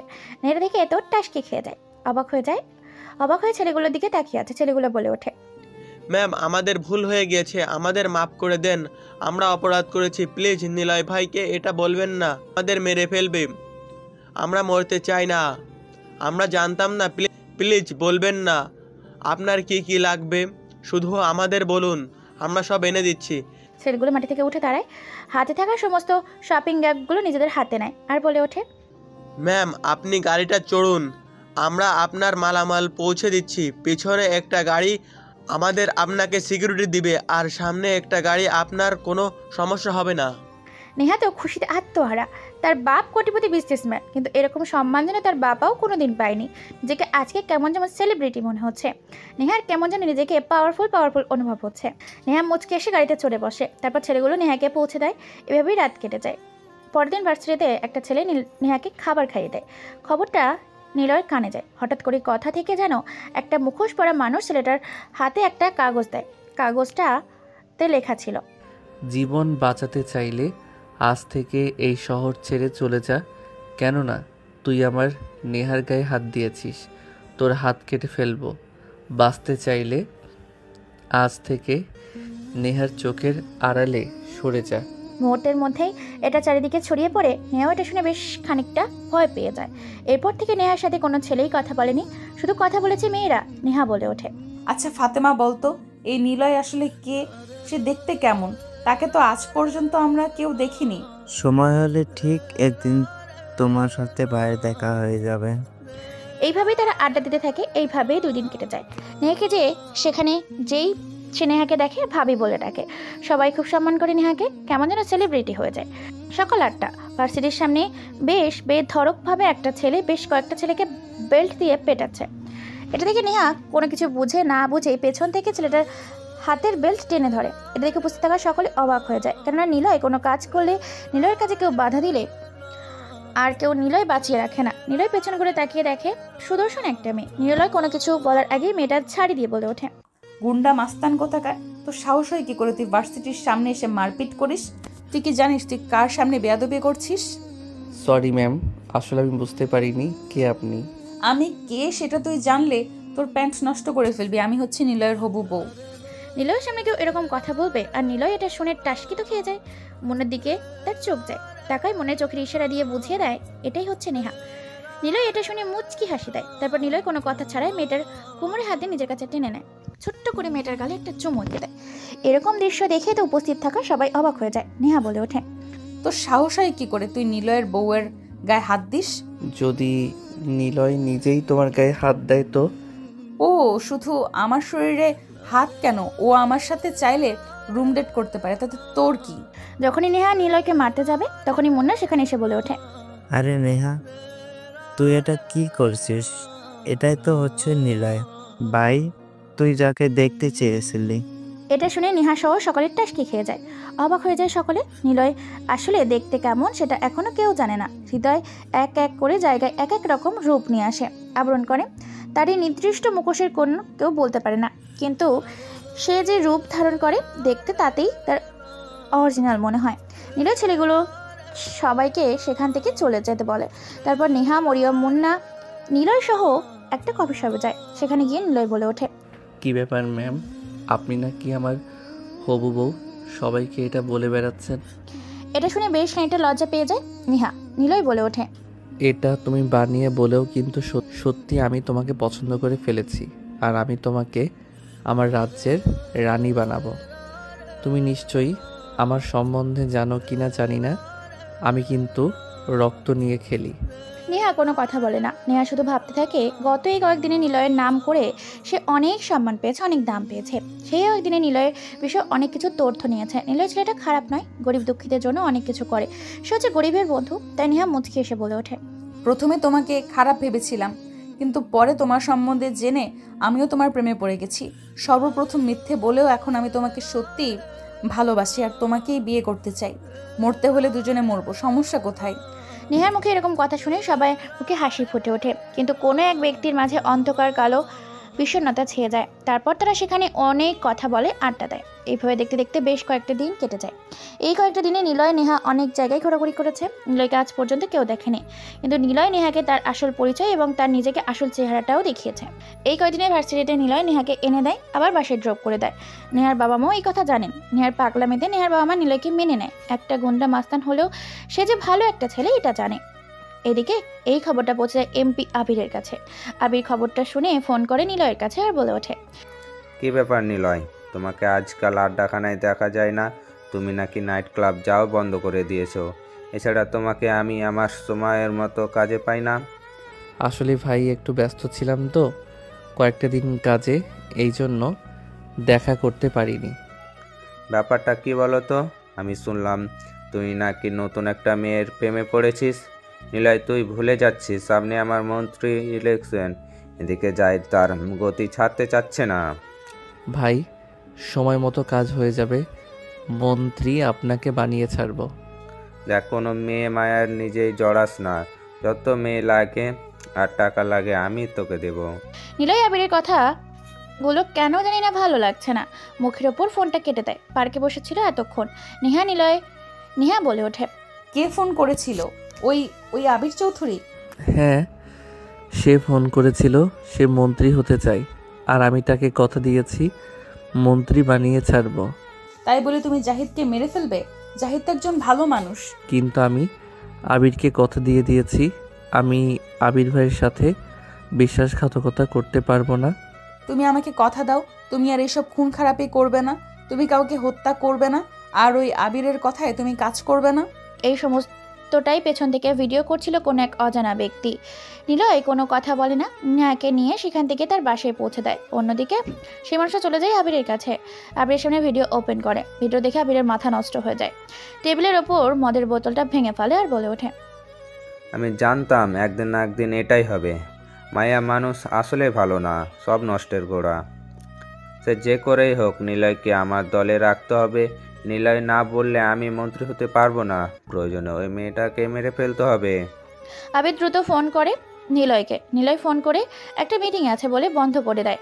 একটা রুমে বেশ কয়েকজন ছেলেপুলেকে নিয়ে বসে আছে নিলয়। আবির বলে ওঠে, সামনে আমার ইলেকশন, মন্ত্রী হওয়ায় কি করবি? কোনো কিছুই করব না। যদি তোমাকে জনগণ ভোট দিয়ে জেতাতে চায় তবে তুমি মন্ত্রী হতে পারবে, এটাই লাস্ট কথা। নিলয়, তুই হয়তো ভুলে যাচ্ছিস আমি তোকে রাস্তা থেকে তুলে এনে বড় করছি। আমি তোকে এই মাস্তান রাজ্যের রাজা বানিয়েছি। আমার জন্যই কিন্তু তুই একটা এই শহরে পরিচয় পেয়েছিস। তুই হয়তো ভুলে যাচ্ছিস তোর জন্ম পরিচয় কিন্তু কেউ জানে না। তুই কিন্তু একটা জারসের সন্তান। কথাটা গিয়ে নিলয়ের কানে বাড়ি খায়। সাথে সাথে নিলয় এই কথাটা সহ্য করতে না পেরে কোমর থেকে বন্দুক বের করে আবিরের মাথায় ঠেকায়। আবির সহ সহলে চমকে যায়। নিলয় নিজের রাগকে কন্ট্রোল করতে পারে না। যখনই টিকারে চাপ দিতে যাবে আবিরের বেশ অপমান হয়, কারণ আজ পর্যন্ত আবিরের মাথায় কেউ বন্দুক তাক করেনি, এমনকি নিলয় পর্যন্ত না। কিন্তু নিলয় আজকে আবিরের মতো একটা মানুষের মাথায় বন্দুক তাক করেছে। মাস্তান জগতে আবির বেশ পাক্কা খেলোয়াড়। আবির মনে মনে ঠিক করে নেয় নিলয়কে সরিয়ে দেবে তার রাস্তা থেকে, যদি নিলয় তার কথা না শুনে। নিলয় কোনো কথা না বলে সেখান থেকে চলে যায়। নিলয় একাই রুমে বসে আছে। তার পাশে দাঁড়িয়ে আছে মুন্না। আবির বলে ওঠে, শোন মুন্না, আমি নিলয়কে তুলে এনেছিলাম রাস্তা থেকে। নিলয় তোকে এনেছে তুলে রাস্তা থেকে। এই পৃথিবীতে কেউ আপন নয়, সবাই স্বার্থপর, সবাই নিজেরটা ভালো করে বোঝে। ওই মায়াটার জন্য নিলয় আজকে এই প্রথমবার আমার মাথায় বন্দুক ঠেকিয়ে আমার কথার বিপক্ষে কথা বলেছে। আমি ভেবেছিলাম শুধু মেয়েটাকে মেরে ফেলবো, কিন্তু প্ল্যান চেঞ্জ করতে হবে। সে যদি হয় মাস্তান, তাহলে আমি আন্তর্জাতিক মাফিয়াদের মাস্তান, মাস্টার মাইন্ড লিডার। নিলয় যদি আমার কথায় না উঠবস করে, তবে নেহার সাথে সাথে নিলয়কে ও পারে ধরিয়ে দেব। আবিরের মুখে এই কথা শুনে মুন্না বলে ওঠে, ভাই আমি তোমার সাথে আছি, কিন্তু সত্য একটা, তুমি নীলার ভাইকে মেরে ফেলতে পারো, কিন্তু নেহাকে মারতে পারবে না। কেননা আমি নেহাকে এ কয়দিনে ভালোবেসে ফেলেছি। আর নিলয় ভাই বেঁচে থাকলে আমি নেহাকে কোনোদিনও পাবো না। আবির এই কথা শুনে বেশ অবাক হয়েছে। অবাক হয়ে তাকিয়ে আছে। আবির মুচকি এসে বলে ওঠে, দেখ, তোকে আমি নতুন করে এই রাজ্যের রাজা বানাবো। নিলয়কে সরিয়ে দেব। পুরনো নিলয় হয়ে গেছে। এই খেলায় তার খেলার বয়স নেই। নতুন সিংহ তৈরি করব এই শহরে, আর সেটা হবি তুই। তুই ভুলে যা ওই নেহাকে। তোকে প্রত্যেক দিন তোর রুমে একটা করে মেয়ে উপহার দেব তোকে। শুধু আমার কথায় উঠবোস করবি। হৃদয়, নেহাকে তুলে দে। না ভাই, আমি কোনোভাবেই এটা মেনে নিতে পারছি না। আমি নেহাকে খুব ভালোবাসি। আবির মনে মনে ভাবতে থাকে একটা মেয়ের জন্য তার সাজানো সাম্রাজ্য শেষ হতে চলেছে। কিন্তু আবির পাকা খেলোয়াড়, তাই মুচকি এসে বলে ওঠে, তুই যা চাইছিস তোকে তাই দেওয়া হবে। তুই শুধু নিলয়কে আমার রাস্তা থেকে সরিয়ে দে। নিলয় হবে আমার মন্ত্রী হওয়ার একমাত্র চাবিকাঠি। নিলয়কে মেরে ফেলবো আমি, আর নিলয়ের মৃত্যু নিয়ে ইমোশনাল কিছু কথা বলবো। জনগণের সম্পত্তি অর্জন করে আমি হব সাম্রাজ্যের রাজা। কারণ হাজারো মানুষের নিলয়কে খুব ভালোবাসে। নিলয়ের মৃত্যু আমার কাছে খুবই দরকার। তাকে আমার চাই। তার আগে নিলয়ের সব বিষাক্ত মানুষগুলোকে এক এক করে তুই নিজের দলে টেনে নে, আর নিলয়কে এই 2 দিনের ভেতরে মেরে ফেলার ব্যবস্থা কর। মুন্না মুচকি এসে সেখান থেকে চলে যায়। এরপর এক এক করে প্ল্যান মোতাবেক নিলয়কে চোখের আড়ালে মুন্না সব কিছু করতে থাকে। আর এই সমস্ত কিছু জেনে ফেলে নেহা। অন্যদিকে একটা অনাথ আশ্রমে যাওয়ার জন্য রাত সন্ধ্যা 7টার দিকে নিলয় আর মুন্না বের হয়েছিল গাড়ি নিয়ে। নেহা সবটা জানতে পেরে বারবার নিলয়কে ফোন করছে, কিন্তু নিলয়ের ফোনটা মুন্না নিয়ে নিয়েছে আর বন্ধ করে দিয়েছে। নেহার সবটা জেনে নিলয়কে বাঁচানোর জন্য যখন বাড়ি থেকে বের হতে যাবে, তখনই বাড়ির ভেতর আবির সহ বেশ কয়েকজন প্রবেশ করে। সবাইকে দেখে নেহা বেশ খানিকটা ভয় পেয়ে যায়। আবির বলে ওঠে, আমি মানি, আমি বিশ্বাস করি একটা মেয়ে সব করতে পারে, আর তুই সেটা প্রমাণ করে দিলি। নিলয়কে আমার প্যান্টের পকেটে রাখতাম, সেখান থেকে তুই তাকে বের করে আনলি। আর তুই তাকে যেটা বলিস সে সেটাই শুনে তোর মায়ায় পড়ে গেছে নিলয়। নিলয় আমার অবাধ্য হয়ে গেছে। তুই তো সব কিছু জেনে গেছিস। তোকে কি করে ছেড়ে দেওয়া যায়? মরতে তোকে হবে। এখানে আমি তোকে মারবো, আর ওখানে মুন্না নিলয়কে মারবে। আর আমি গিয়ে মুন্নাকে চিরতরে শেষ করে দেব। কেননা মুন্না তোকে ভালোবাসে, আর তোকে ভালোবেসে পাওয়ার জন্য সে নিলয়কে শেষ করতে গেছে আমার কথায় রাজি হয়ে। কথাটা বলে নেহার পেটের ভেতর ধারালো ছুরিটা ঢুকিয়ে দেয়। নেহা চিৎকার করে ওঠে, পড়ে যায় খাটের ওপর। এরপর আবির যখনই ছুরি নিয়ে আঘাত করতে যাবে, নেহা তখনই সবাইকে ধাক্কা দিয়ে সেখান থেকে খুব কষ্ট করে গাড়ি নিয়ে বের হয়ে যায় নিজেকে বাঁচানোর জন্য। পেছনে ধাওয়া করেছে আবির ও তার দলবল। এদিকে হঠাৎ করে গাড়ি ব্রেক করে মুন্না, কেন সামনে প্রায় 20 থেকে 25 জন ছেলে ধারালো অস্ত্র নিয়ে রাস্তার মাঝে দাঁড়িয়ে আছে। হঠাৎ করে চারিদিক দিয়ে বেশ কিছু ছেলেপুলে গাড়ি থেকে ঘিরে ফেলে। এদিকে গাড়ির ভেতর থেকে নিলয় বেরিয়ে আসে। নিলয় বলে ওঠে, কে তোরা? তোদের পরিচয় কি? আমার রাস্তা আটকেছিস কেন? হা হা হা হা, তুই এতদিন রক্ত নিয়ে খেলেছিস, আজকে তো রক্ত নিয়ে আমরা খেলবো। জঙ্গলে কিন্তু হাজারো হিংস্র প্রাণী থাকে, তাদের মধ্যে সিংহ আর বাঘ। পরিশেষে কিন্তু সিংহ এই জঙ্গলের রাজা হয়। তুই তো জানিস না, তুই আজ তোর আপন জনের হাতে মরতে চলেছিস।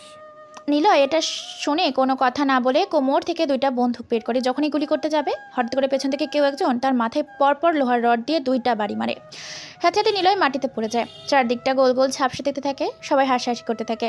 নিলয় উঠে দাঁড়াতে পারে না। নিলয় কোনো কিছু বুঝে ওঠার আগেই পরপর 2টা গরম বুলেট তার বুকের ডান পাশ ও বাঁ পাশে লাগে। নিলয় খুব কষ্ট করে আবসা চোখে তাকিয়ে দেখতে পায় এক হাতে বন্দুক, অন্য হাতে লোহার রড নিয়ে দাঁড়িয়ে আছে মুন্না। এদিকে নিলয় বলে ওঠে, মুন্না, তুই আমার সাথে বিশ্বাসঘাতকতা করলি। আমি তো বিশ্বাস করতে পারছি না। তুই আবির ভাইয়ের সাথে বিশ্বাসঘাতকতা করলি, তোর মনে নাই?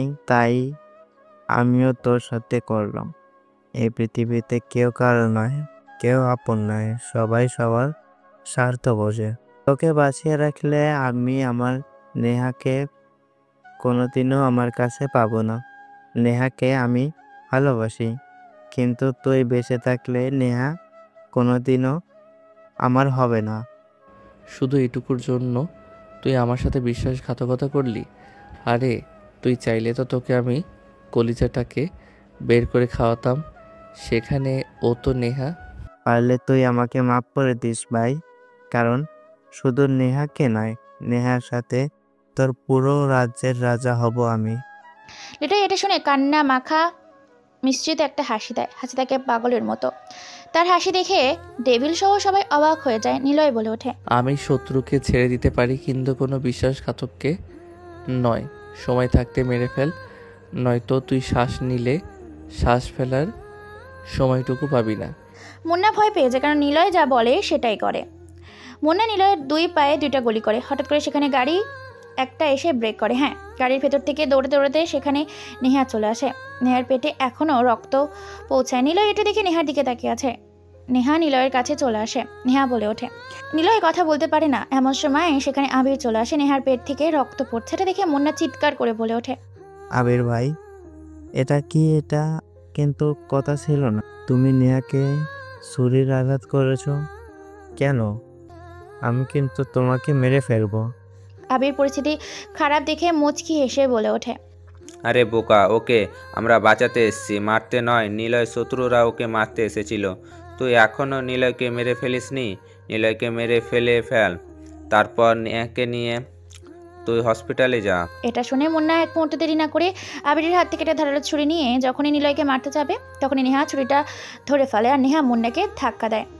মুন্না ধাক্কা খেয়ে পড়ে যায়। নিলয় কষ্ট করে উঠে দাঁড়ায়। এরপর সেখান থেকে একের পর এক মারপিট করতে থাকে নিলয় তার বিশ্বস্ত দলবলের সাথে।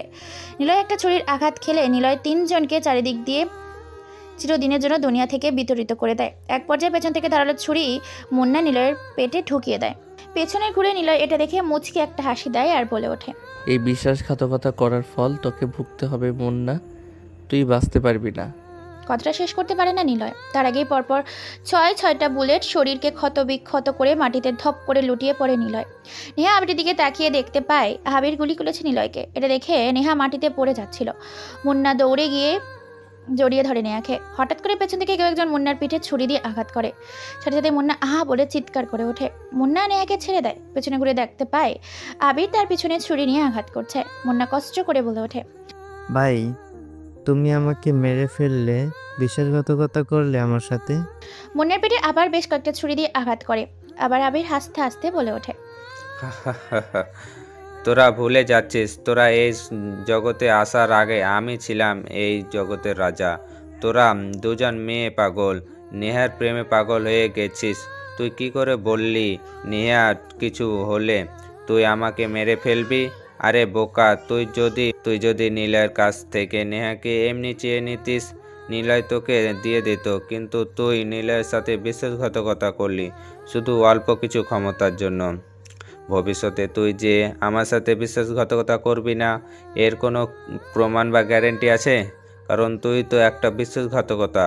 তোকে ছোটোবেলা থেকে সে নিজের খাইয়ে পড়িয়ে বড় করছে, আর তুই কিনা সামান্য বিষয় নিয়ে তার সাথে বিশ্বাসঘাতকতা করলি। আরে নিলয় তো আমার সাথে কোনোদিন বিশ্বাসঘাতকতা করেনি। শুধু আমি আমার নিজের স্বার্থের জন্য, আমার একটা ক্ষমতা অংশ নেওয়ার জন্য নিজের হাতে মেরে ফেলেছি তোর মাধ্যমে। কেন না নিলয়ের মৃত্যু আমাকে মন্ত্রী বানাবে।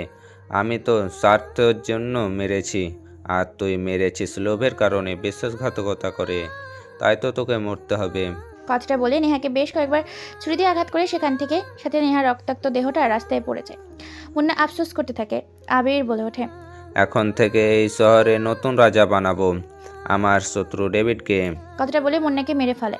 মুন্নার লেয়ার লাশটা সেখানে রেখে নিলয়ের লাশটা ফেলে দিয়ে আসে কোনো এক পাহাড়ে নিয়েছে। পরের দিন সকালবেলা খবরটা ছড়িয়ে পড়ে সাংবাদিকের কাছে। সাংবাদিক বলে ওঠে, শহরে কান্নার রোল পড়েছে। শুধু শহরে নয়, দেশ ও দেশের বাইরেও কান্নার রোল পড়েছে। কেননা নিলয়ের দলের ছেলেগুলো নিলয়ের সাথে বিশ্বাসঘাতকতা করে নিলয়েরকে মেরে ফেলেছে, সাথে তার ভালোবাসার মানুষ নেহাকে।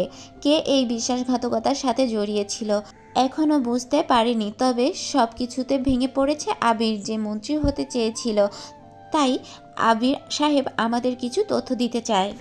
নিলয় সবসময় গরিব দুঃখী মানুষের উপকার করত, তাই তো সে আমাকে মন্ত্রী বানাতে চেয়েছিল। নিলয় নয় তো কি হয়েছে? নিলয়ের জায়গায় আমি আপনাদের সেবা করব। যদি আপনারা আমাকে ভোট দিন, নিলয়ের আশা পূরণ করব। নিলয়ের আত্মা যাতে শান্তি পায় তাই আমি অনুরোধ করব। আমাকে ভোট দিয়ে আপনারা আমাদের সেবা করার সুযোগ করে দিন। মুহূর্তের মধ্যে খবরটি ভাইরাল হয়ে যায়। ঠিক এর 2 দিন পর ইলেকশন, আর ইলেকশনে সিম্প্যাথি দেখিয়ে ইমোশনাল কিছু ডায়লগ দিয়ে মানুষের মন জয় করে নেয় আবির। নিলয়ের কথা ভেবে সবাই আবিরকে ভোট দেয়। আবির মন্ত্রী হয়। দেখতে দেখতে 3টা মাস কেটে যায়। আর এই 3 মাস পর কি হচ্ছে কি না হচ্ছে সবটাই আপনারা জানেন। নেহার মৃত্যুর খবর শুনতে পেয়ে তার বোন দেশে ফিরে আসে। সেও একজন মাফিয়া। দেশের বাইরে থেকে সেও অনেক বড় গ্যাং পরিচালনা করে। নিজের বোনের মৃত্যুর প্রতিশোধ নিতে শহরে ফিরে এসেছে আর একের পর এক লাশ ফেলেছে। এই ছিল অতীতের সামান্য কিছু ঘটনা। বর্তমান ডেভিল বলে ওঠে, ভাই, এই শহরে আমরা থাকবো না। কেননা এই শহরে খুব নিলয় নয়, বরং প্রতিশোধ নেওয়ার জন্য আরও একজন ব্ল্যাক কুইং মাফিয়া শহরে এসেছে। খবর পেয়েছি এটা হচ্ছে নেহার বোন। আমাদের দলের প্রায় 313 জন ছেলেকে মেরে ফেলেছে। আমাদের এই শহর থেকে পালানোর জন্য সমস্ত কিছু ঠিকঠাক করতে হবে। অন্যদিকে ভার্সিটিতে প্রবেশ করছে আজকে একসাথে নিলয় ও প্রিয়া। আজকে তাদের বন্ধু আসেনি, ক্যাম্পাসে বসে আছে নিলয় আর প্রিয়া। এমন সময় ভার্সিটির মাঠে প্রবেশ করে বেশ কয়েকটা বাইক। তারপর তারা ক্যান্টিনে চলে যায়। ক্যান্টিনে বেশ কিছু ছেলে বসেছিল। ছেলেগুলোর থেকে তুলে দেয় একটা ছেলে বসেছিল। ছেলেগুলোকে কাছে ডেকে বেশ কয়েকটা থাপ্পড় মারে। একটা ছেলে এটা দেখে সেই ছেলেটাকে বলে ওঠে, কি ব্যাপার ভাই, আপনি আমার মারলেন কেন? আমার দোষটা কি? তোদের দোষ হলো আমরা এখানে এসেছি আর তুই এখনো এখান থেকে যাসনি? এটা কি তোর বাপের যে আমাকে চলে যেতে হবে তোদের আশাতে? এই তোরা একে পাশে নিয়ে আয়, আজকে একে মেরে ফেলবো, কোনো কথা হবে না। সবাই সেদিকে তাকিয়ে আছে। ছেলেটাকে মাঠের মাঝখানে নিয়ে আসে আর ছেলেটা বলে ওঠে, আজকে প্রকাশেই ধোলাই করব। ও ভুলে গেছে আমরা আবির ভাইয়ের লোক। কথাটা শুনে বেশ খানিকটা টাসকি খেয়ে যায় ছদ্মবেশে থাকা নিলয় এবং প্রিয়া। দুজন এক রহস্যময় হাসি দেয়, যে হাসির মানে অজানা। সবাই সেদিকে হা করে তাকিয়ে আছে, কেউ কোনো কথা বলে না। ছেলেগুলোকে উড়াধুরা মারতে শুরু করেছে। সেই লোক সহ তার ছেলেগুলো সারা শরীর থেকে রক্ত পড়তে শুরু করেছে। হঠাৎ করে ভার্সিটিদের মধ্যে পরপর বেশ কয়েকটা গাড়ি প্রবেশ করে আর সেই ছেলেগুলোকে উড়াধুরা হকি স্টিক দিয়ে মারতে থাকে। আধমরা করে গাড়ি করে অজানা কোনো গন্তব্যে চলে যায়। অবাক হয়ে যায় প্রিয়া, কারণ লোকগুলো তার নয়। এদিকে মনে মনে মুচকে একটা হাসি দেয় নিলয়, কারণ এই লোকগুলো হচ্ছে নিলয়ের লোক। সবাই চোখের অগোচরে পকেট থেকে ফোনটা বের করে ছোট্ট একটি মেসেজ লিখে দেয়। আর মেসেজ পাওয়ার সাথে সাথে তার ছেলেগুলো ভার্সিটিতে চলে আসে। যে যার মতো চলে গেছে। সন্ধ্যা 7টা। চারিদিকটা নিস্তব্ধ। দিনটা অন্ধকার বলতে গেলেই চলে। গাছপালা দিয়ে জঙ্গল হয়ে আছে। রুমের মধ্যে বসে ফ্যান ছেড়ে দিয়ে ভাবছে প্রিয়া, কে তুলে নিয়ে যেতে পারে আবিরের লোকগুলোকে? একমাত্র এই লোকগুলোই পৌঁছে দিতে পারত প্রিয়াকে আবিরের কাছে। হঠাৎ করে টেবিলের উপর থাকা ফোনটা বেজে ওঠে। ফোনটা রিসিভ করতেই ওপাশ থেকে বলে ওঠে মাইশা, হ্যালো ম্যাডাম, ছেলেগুলোকে তুলে নিয়ে গেছে নিলয় ভাইয়ের লোক, এবং কোথায় নিয়ে গেছে এটাও আমরা খোঁজ পেয়ে গেছি। আপনি দ্রুত এই ঠিকানায় চলে আসুন। প্রিয়া মেসেজের ঠিকানা পাওয়ার সাথে সাথে লেডি কিলারের জ্যাকেট পরে রওনা দেয় নিলয়ের আড্ডাখানায়। এদিকে নিলয় ছেলেগুলোকে অত্যাচার করতে থাকে শুরু করেছে। একটা স্টিলের ইলেকট্রিক্যাল চেয়ারে বসে হাত পায়ে মাথায় ইলেকট্রিক্যাল তার পেয়েছে, ইলেকট্রিক্যাল শক দিতে থাকে। সারা শরীর থেকে ছেলেগুলোর ছোঁস যাচ্ছে। নিলয় অত্যাচার সহ্য করতে না পেরে চিৎকার করে বলে ওঠে, আমি বলেছি ওরা দেশ থেকে আজ বা কালের মধ্যে পালিয়ে যাবে, কেননা ওরা জানতে পেরে গেছে যে তোমরা ফিরে এসেছো মৃত্যুর প্রতিশোধ নিতে। ডেভিল এবং আবির ভাই রেডি হয়েছে দেশ ছেড়ে পালানোর জন্য। হয়তোবা আজকে রাতেই ফ্লাইটে তারা রওনা দেবে দূর আকাশে। তোকে এই ছোট্ট ইনফরমেশনটা দেওয়ার জন্য ছোট্ট একটা উপহার দিব। নিলয় কথাটা বলে ছেলেটার গলার ওপর যখনই ব্লেড দিয়ে টানতে যাবে তখনই পেছন থেকে গুলি শব্দ শুনতে পায়। সবাই পিছনে তাকিয়ে দেখতে পায় প্রায় 10 থেকে 15 জন বন্দুক হাতে, ছেলে মেয়ে উভয়। তাদের সামনে একটা লেডি মাস্ক পরা মেয়ে দাঁড়িয়ে আছে। মেয়েটা হাসতে হাসতে বন্দুক হাতে নিয়ে নিলয়ের সামনে এসে পায়ের উপর পা রেখে বসে পড়ে আর বলে ওঠে, নিলয় মাস্তান, এত তাড়াতাড়ি প্রতিশোধ নিলে কি করে চলবে? আমার বোনের প্রতিশোধ তো আমাকেই নিতে হবে। সে ছিল আপনার ভালোবাসা আর আমার ছিল বোন, তাই প্রতিশোধ আমি নিব। কথাটা বলে মুখ থেকে মাস্কটা খুলে ফেলে। নিলয় তো প্রিয়াকে দেখে টাসকে খেয়ে যায়। নিলয় অবাক হয়ে বলে ওঠে, প্রিয়া তুমি এখানে? কি ব্যাপার? আমি তো কিছুই বুঝতে পারতেছি না। কে তোমার বোন? তোমার ভালোবাসার নেহা আমার আপন বোন। আমি আর সে দেখতে একই রকম, আমাদের কণ্ঠস্বর শুরু করে যাবতীয় সব একই। সে যদি আমার পাশে দাঁড়ায় তুই চিনতেই পারতি না কে তোর ভালোবাসার মানুষ। আমরা যমজ বোন। আমি দেশের বাইরে ছিলাম, কেউ জানতো না। আমি তোমাকে বলতে মানা করেছিলাম আমার বিষয়, তাই নেহা আপু তোমাকে আমার বিষয়ে তেমন কিছু বলেনি।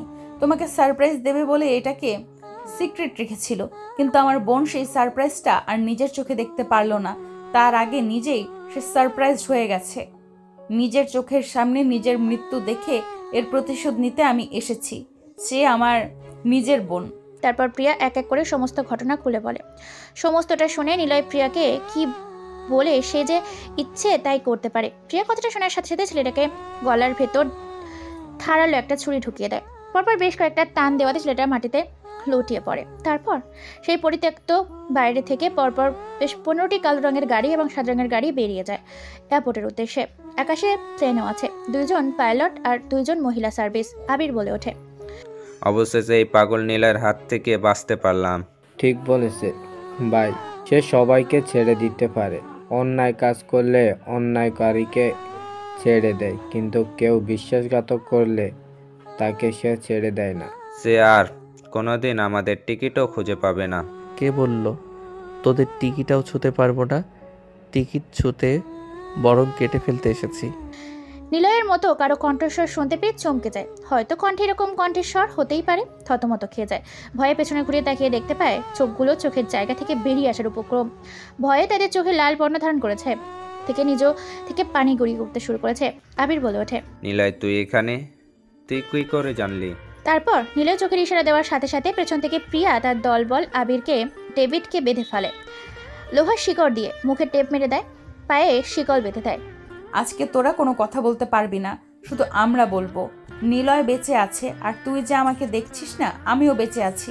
আমরা মরিনি, বরং মৃত্যুর দরজা থেকে ফিরে এসে তোদেরকে মারতে এসেছি। তোরা ভাবলি কি করে তোরা আমাদেরকে মেরে ফেলবি? তোদের সেই ক্ষমতা আছে? তোদের লোককে মেরে তাদের গোপন তথ্য পেয়ে আমরা সাথে সাথে প্লেনে এসে হাজির হয়েছি।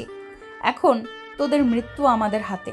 তোরা যে আমাদের নির্মম মৃত্যু দিয়েছিলি, তার থেকেও ভয়াবহ ভয়ঙ্কর মৃত্যু দিব আমরা তোদেরকে। তোদের মৃত্যু দেখে ইতিহাসের প্রথম পাতায় ও বইয়ে রচনামূলক শব্দের এক একটা বাক্য, এক একটা কথা মানুষের শরীরকে শিহরিত করে তুলবে। আবির ডেভিড কথাটা বলতে পারে না। ভয়ে তাদের শরীরটা কাঁপাকাঁপি শুরু করেছে। কোনো কথাই বলতে পারে না, কেননা তাদের মুখে টেপ মারা। প্রিয়া আবার বলে ওঠে, এখন তোদের মৃত্যু আমাদের হাতে, তোদের আর কেউ বাঁচাতে পারবে না। চাইলেও মৃত্যু এড়িয়ে যেতে পারবি না।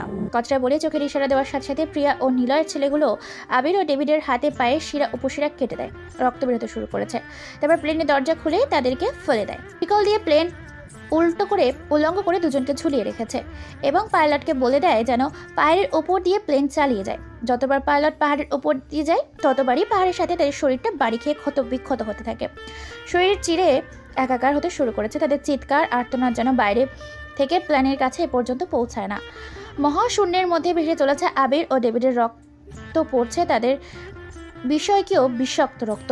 চূর্ণ বিচ্ছূর্ণ হয়ে যায় তাদের শরীরটা। এক এক জায়গায় অঙ্গগুলো ফেটে ঝুলে আছে, কিন্তু এখনো জীবনটা আছে। বাতাস বয়ে যাচ্ছে। হঠাৎ করে আমাজন জঙ্গলের ওপর দিয়ে পাইলট প্লেনটাকে নিয়ে যাচ্ছিল। প্রিয়া নিলয় দূরবীন দিয়ে দেখছিল ডেভিড আর আবিরের করুণ মৃত্যু। হঠাৎ করে কোনো এক অজস্র জিনিস তাদেরকে গিলে ফেলে, মুহূর্তের মধ্যে নিখোঁজ হয়ে যায়। এই দৃশ্য দেখে তারাও অবাক হয়ে যায়। তো সেদিকে আর করে কিছু না ভেবে নিলয় পাইলটকে মিশরে নিজের শহরে চলে যেতে বলে। পরদিন সকালবেলা 7টা সাংবাদিক খবর প্রচার করছে। নিলয় ও নিলয়ের ভালোবাসা নেহা, তার আপন বোন, তার নাম প্রিয়া। সে একজন মাফিয়া কুইন। দুজন মিলে আবির ও ডেভিডকে মেরে ফেলেছে। ফিরে এসেছে মৃত্যুর দোয়ার থেকে নিলয়, কিন্তু নেহা পরপারে চলে গেছে। কিন্তু তার মতো দেখতে তার বোন বেঁচে আছে। নিলয় আমাদের স্টুডিওর সামনে একটা ভিডিও রিপোর্ট রেখে গেছে, যেখানে সে বলেছিল, আমি আবার ফিরে এসেছি। কোনো গরিব আর এই দেশে অত্যাচারিত হবে না। সাথে আমি আমার ভালোবাসার আরও একটা মানুষকে ফিরে পেয়েছি। হয়তোবা সে নেহা নয়, কিন্তু নেহার মতো দেখতে তার বোনটি, আর তাকে আমি বিয়ে করে আমার ভালোবাসা নেহার স্মৃতি নিয়ে বাঁচব। আমি প্রিয়া, আমাকে কেউ দেখেনি। আমার বোন নেহাকে মেরে ফেলেছিল তারা, আর আমি প্রতিশোধ নিয়ে আমার বোনের ভালোবাসাকে পূর্ণতা দেওয়ার জন্য নিলয়ের হাত ধরে বাকিটা জীবন কাটিয়ে দেব। আমাদের কেউ খুঁজতে এসো না। আর হ্যাঁ, দেশে আজকে কোনো অন্যায় হবে না। অন্যায় হলে আইন সেখানে কোনো না কোনো কিছু করার আগেই নিলয় আর প্রিয়া সেই কেসটা ডিসমিস করে দেবে। আমি আন্তর্জাতিক আইন শৃঙ্খলা বাহিনীকে অনুরোধ করব আমাদেরকে খুঁজতে এসো না, বরং আমরা দেশের ও মানুষের উন্নয়নের জন্য আড়াল থেকেই গরিবের বন্ধু হয়ে থাকব। এতটুকুই ছিল তাদের অডিও রেকর্ডিংয়েই। সাংবাদিকের বলা কথাগুলো রেকর্ড আর শুনে পুরো দেশ জুড়ে শুধু আনন্দের উচ্ছ্বাস। আইন শৃঙ্খলা বাহিনী তারাও তাদের মিশন যেখানে বন্ধ করে দেয়। যেহেতু নিলয় আর প্রিয়া বলে দিয়েছে, ঠিক আগের মতোই নিলয় গরিবের বন্ধু হয়ে ছদ্মবেশে মানুষের সেবা করবে, সহযোগিতা থাকবে। প্রিয়াকে নিয়ে নতুন এক পথ চলা শুরু করার উদ্দেশ্যে তারা তাদের শুভযাত্রা শুরু করে। এই ছিল আজকের একটি নতুন গল্প। নতুন গল্প আবার আসতে চলেছে। এই চ্যানেলটিকে সাবস্ক্রাইব করে পাশে থাকুন এবং আমাদের ভিডিওগুলোকে বেশি বেশি করে শেয়ার করুন, সাথে কমেন্ট করুন, কারণ আমরা এখানে নিত্য নিত্য মাফিয়া নতুন গল্প দিয়ে থাকি। ধন্যবাদ সবাইকে।